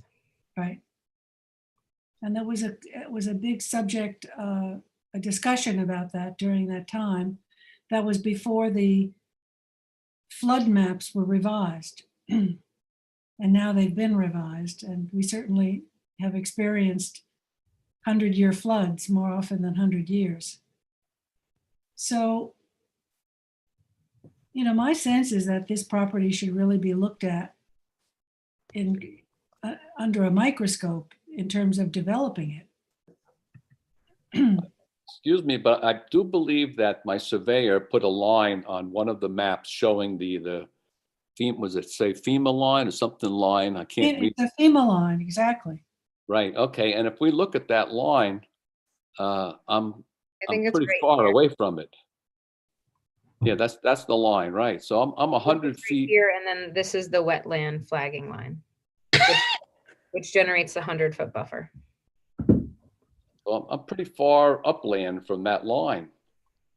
Jackie and I walked the property. I mean, there's no wetland vegetation where the house lots, the building envelopes are proposed. That's high and dry land.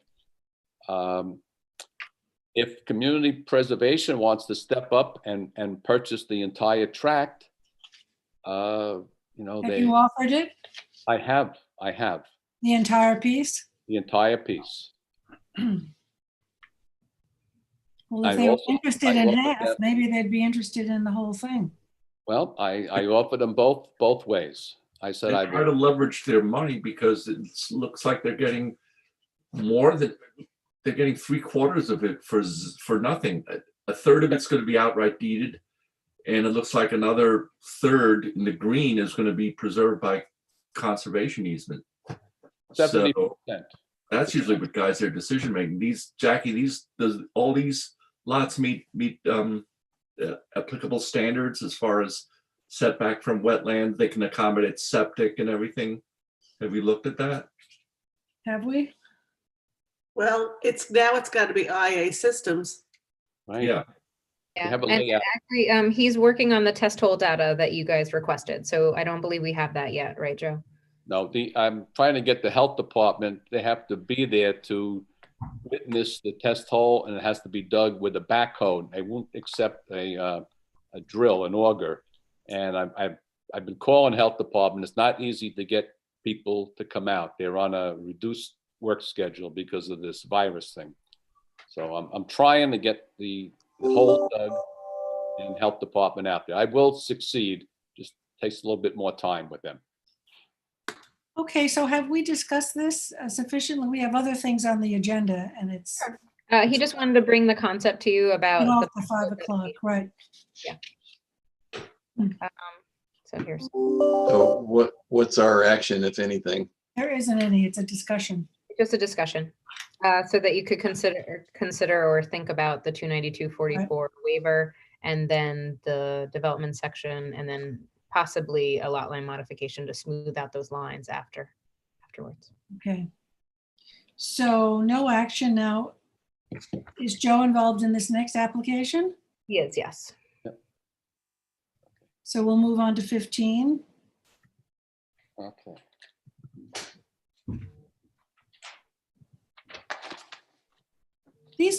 Were these items on the agenda meeting, Jackie? I don't remember them at all. The work session was not, this one was the amendment. This one, Joe, if you can briefly wrap up your comments. This is an amendment request of the Edge of Woods old file map that he has requested to amend. And it's basically regarding the trail. Do we have the map, Jackie? I can just, yeah, that's it. Okay. I refer to this as the Marla Schwenk map. It's 4 old filed maps that were put together, which you approved in 2008 as 8 development parcels. Then I came back to the board and asked to have you look at the map again because we had some out parcels and we had some difficulties with Mr. Broidy, who was one of the owners in this composition of 4 maps. And in 2017, you reviewed it and you approved it a second time. So then in 2018, Mr. Brody sold his out parcel lots to Mr. Ken Wright. And I discussed with Mr. Wright my goal of purchasing or trading so I could get the lots to finish this map. And Mr. Wright and I were able to reach an agreement. And Mr. Wright was, one of the trade pieces, Jackie, we can get down to the bottom where the Edge of Woods Road meets the Broadway, right on the bottom. There was a triangle of land there that I was able to obtain from Mr. Wright. Mr. Brody wouldn't sell it to me, but Mr. Wright negotiated with me and gave me that property.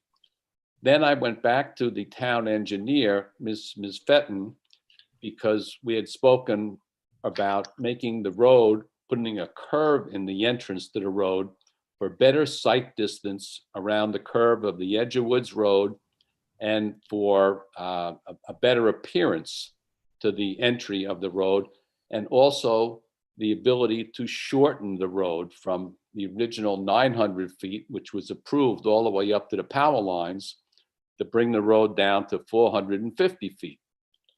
So that's what made me make application number 3 to your board, to get the shorter road, to get a better sight distance, and also a 90-degree intersection, which is what Ms. Fenton said was the safest intersection for 2 roads. So that was before your board a month ago, and you approved that. The problem for me was that you attached conditions to the approval, which were unacceptable to Marla Schwenk, Ken Wright, and Joe Gaza. And we didn't really know about all the conditions at the time that the map was approved. It was probably after 5 o'clock. I was in Florida. It was on Zoom. It was, the resolution is 11 pages, which, was a lot for Jackie to prepare, and it wasn't prepared before the meeting. It was afterwards. But we've had a chance to look at it, and we are trying to bring a conclusion to this map and do the right thing and be fair with the trails people. And the trails people are at issue now because they wanted 2 things in connection with this map. And they wanted a trail along the east side of our road, Broadway, from Edge of Woods Road all the way up to the power lines. That was trail number 1. And then they wanted a 10-foot trail easement and a 15-foot trail easement. And then they asked for the conservation easement to the north of Lot 8 to allow for future trails. So Right.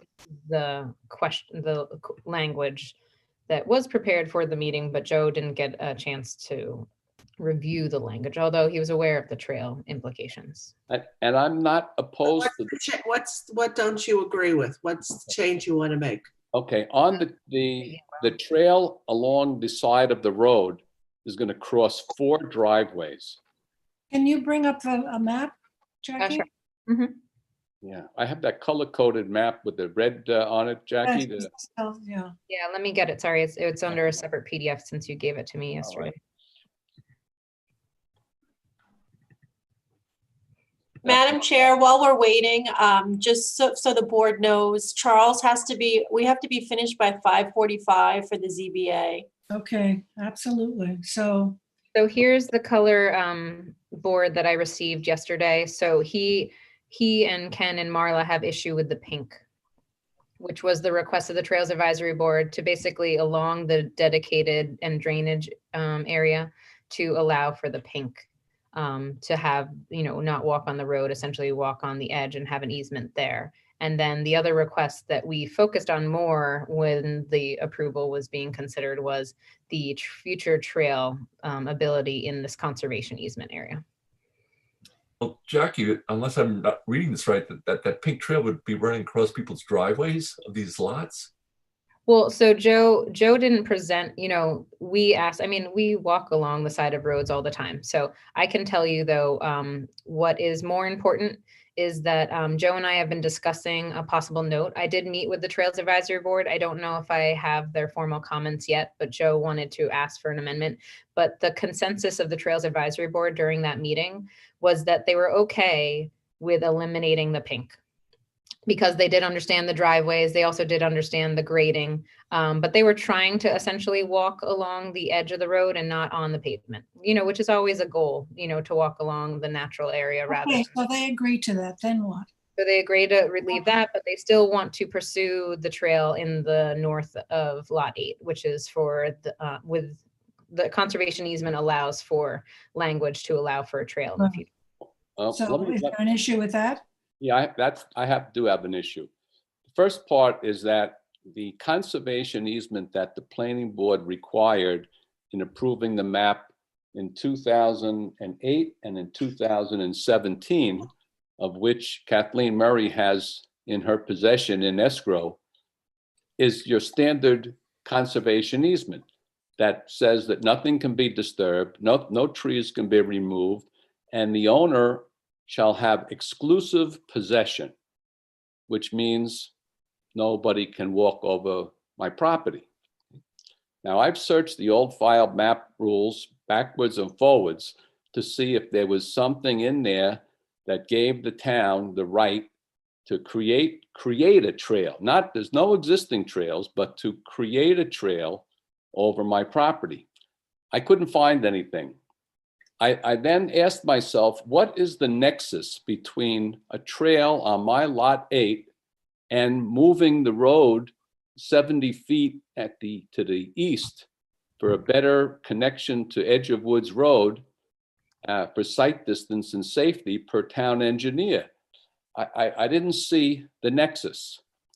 But in an effort to work with the planning board, as I've always tried my whole life, and to continue, I talked to Jackie and I said, look, I will allow a trail on the north part of my lot, but I have to have protection for liability, because if the town in the future is going to create a trail, and it's going to be a big trail because this is going to connect into the Split Rock Road, I can't have that liability. I don't want it. I don't want it. And nobody who's going to buy this lot from me is going to want it.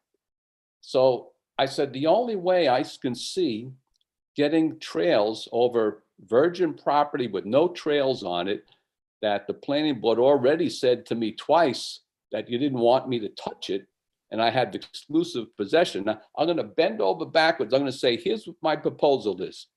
I'll deed you the land. I'll give it to you. Then you can put your trail on, and I won't have to worry about the liability. And it'll be a compromise. I thought it would be a compromise. Jackie suggested that if I went in for this subdivision waiver, because she said, if you give the town the land, it's a subdivision. It has to be cut off.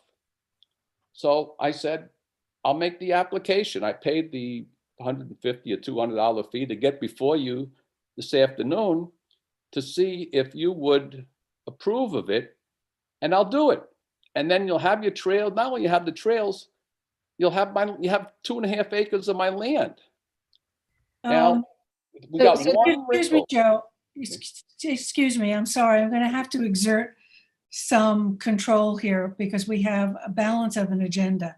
I would suggest, Jackie, that we get a trail map from the trails showing what exactly they want and some alternatives, so that we can then continue this discussion with Joe at another meeting.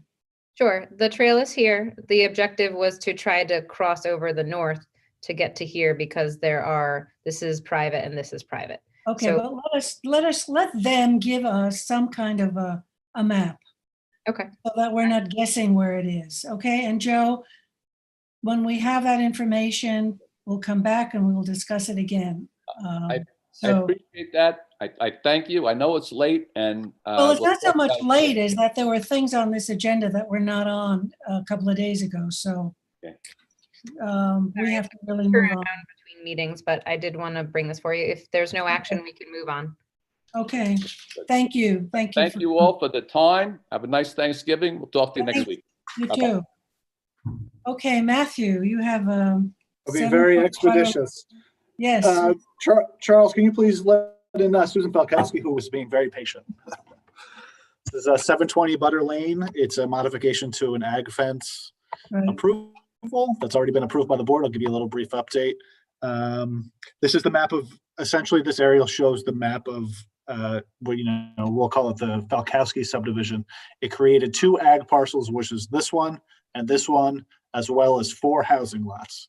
In 2006, the planning board approved an ag fence to go around the whole entirety of the subdivision, including the housing lots, because everything was being farmed. Lots 1, 2, 3, and 4 have been sold.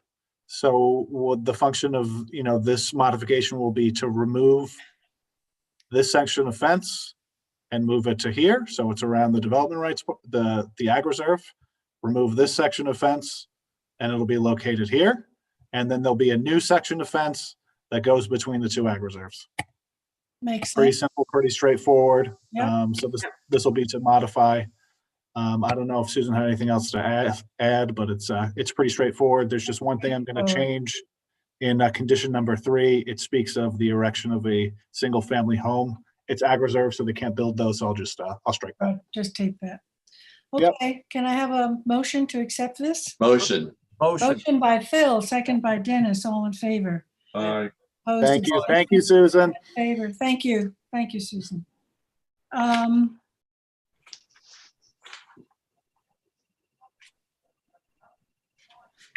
Okay,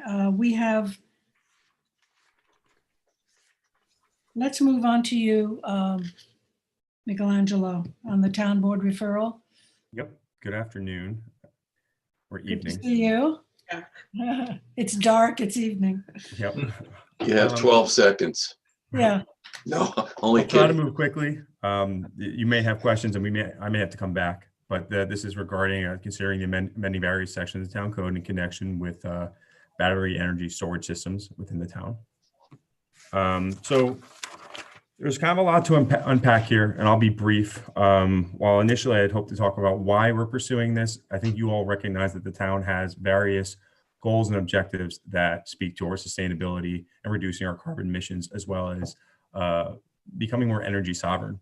And battery storage, as the technology advances, is a tool that we can add to the tool shed, whether it's in connection to the existing grid where you're siphoning off peak, siphoning when it's on peak and then redistributing off peak or vice versa, as well as in conjunction with solar and or wind. So this again is something that is going to evolve, but we are today introducing to the planning board enabling legislation that would permit battery energy storage systems on a small scale across the town. And we've kind of approached this kind of in 3 tiers. And please feel free to interrupt at any moment, because I highly doubt any of you have done any research on battery storage. That's me. All right, there we got one. So while NYSERDA had introduced 2 tiers of a smaller scale and a larger scale of between 0 and 600 being small and 600 kilowatt hours and up being large, we kind of broke it down into 3, where we envision kind of a 0 to 20 being a fast track, and then this 80 to 600, while still being permitted in the same zones, would, and I'm sorry, let me share my screen so we don't just have to look at me. Here we go, resolution. Great. And I'm just going to quickly scroll down to the code itself. Yeah, just give us the high points, Michelangelo, what you think. You got it. Okay. Yes, ma'am. I know it's been a long day. So Well, the high points, but we have time constraints. you got it. So the high points are simple. If you're under 20, you're most likely indoors, and we're requiring very little above and beyond what New York State uniform code is. If you're above 80 to 600, while this could be permitted in a residential area, and while we allow this partially because of the size of the homes out here, could theoretically require a larger system, We envision it more on a commercial property, such as behind a King Cullen. They may want to supplement their own energy via battery storage. And we're almost treating it the way we would treat a garbage unit, screening, fencing, the typical protection. So following above 600, we're into special exception standards. And this is where we're limiting where we're placing this. And while we are considering allowing it in residential, it's for the purpose of adding flexibility so that we can be near a substation if required or high tension lines. But for the most part, we really see this existing in industrial. I think that's all encompassing high points. I mean, do we have any questions thus far? I do have one question on the residential. It seems like you could put the batteries anywhere, but not in the basement. Did I read that correctly? Yeah, so they're typically going to be near your meter. So they would not be in the basement. They would be in like a storage unit in your home.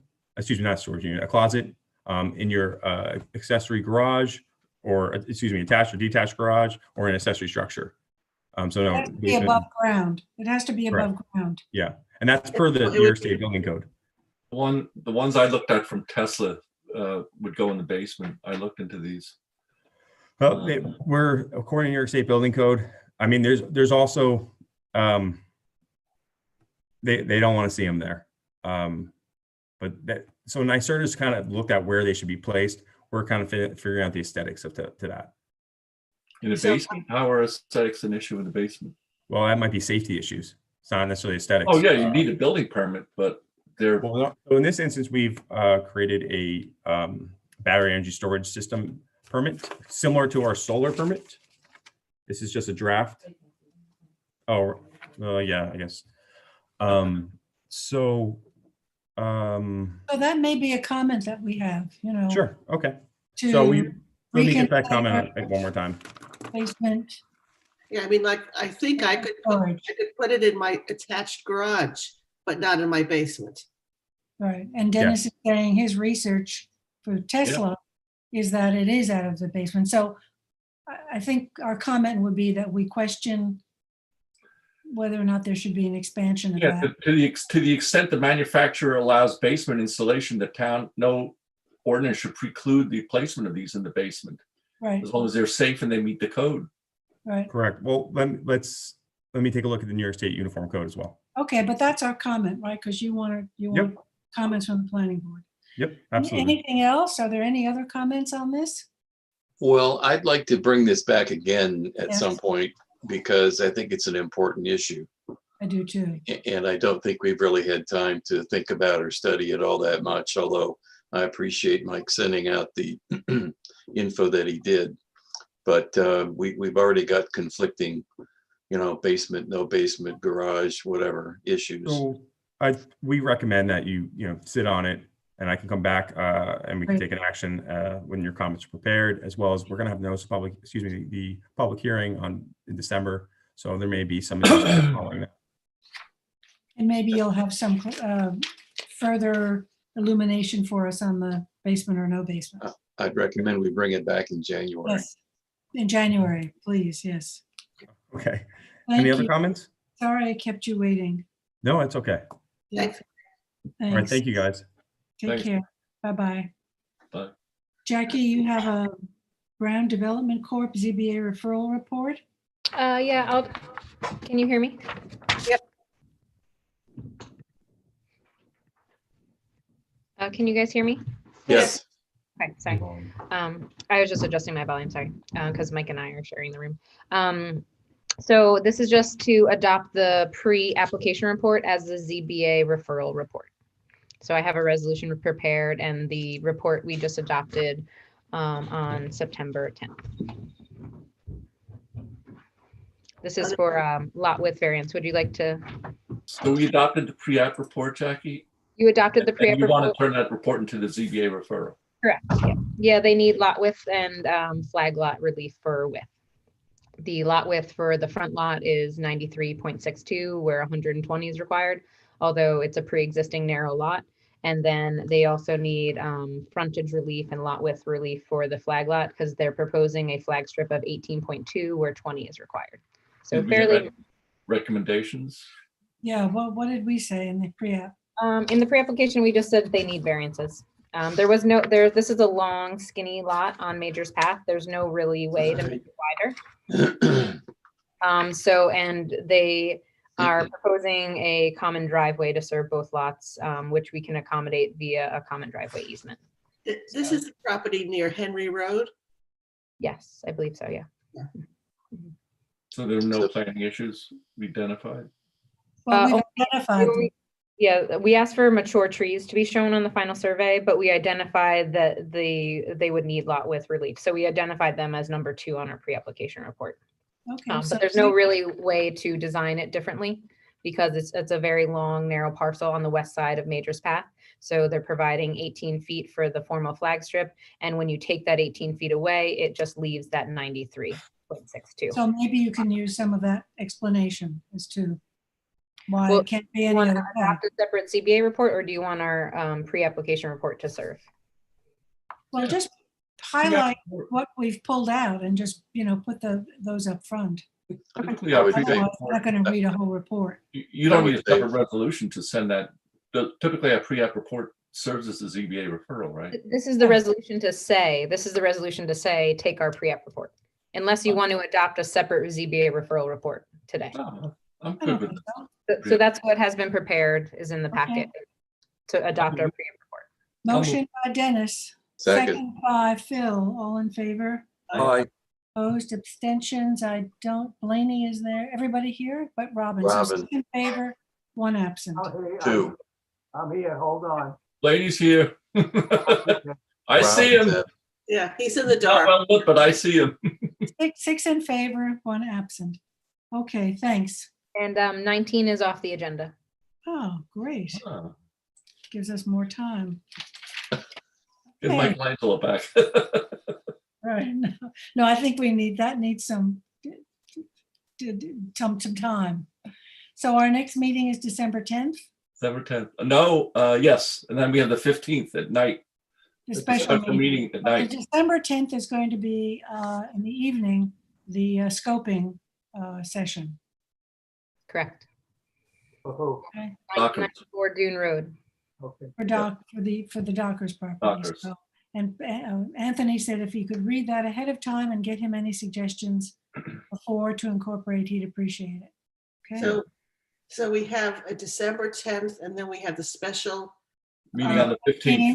And then we have another planning board session on the 17th. On the 17th, but no night meeting on the 17th. Right. You got that? Yes, I got that. It's a month of work for the planning board, but we're up to it. We can do it. We can do it. Can I have a motion to adjourn? Motion. Motion by Dennis, second by Happy holiday. Florian. Happy Happy holiday. holiday, guys. Have a good Bye-bye. Good Thanksgiving. Have a great Thanksgiving. Bye-bye.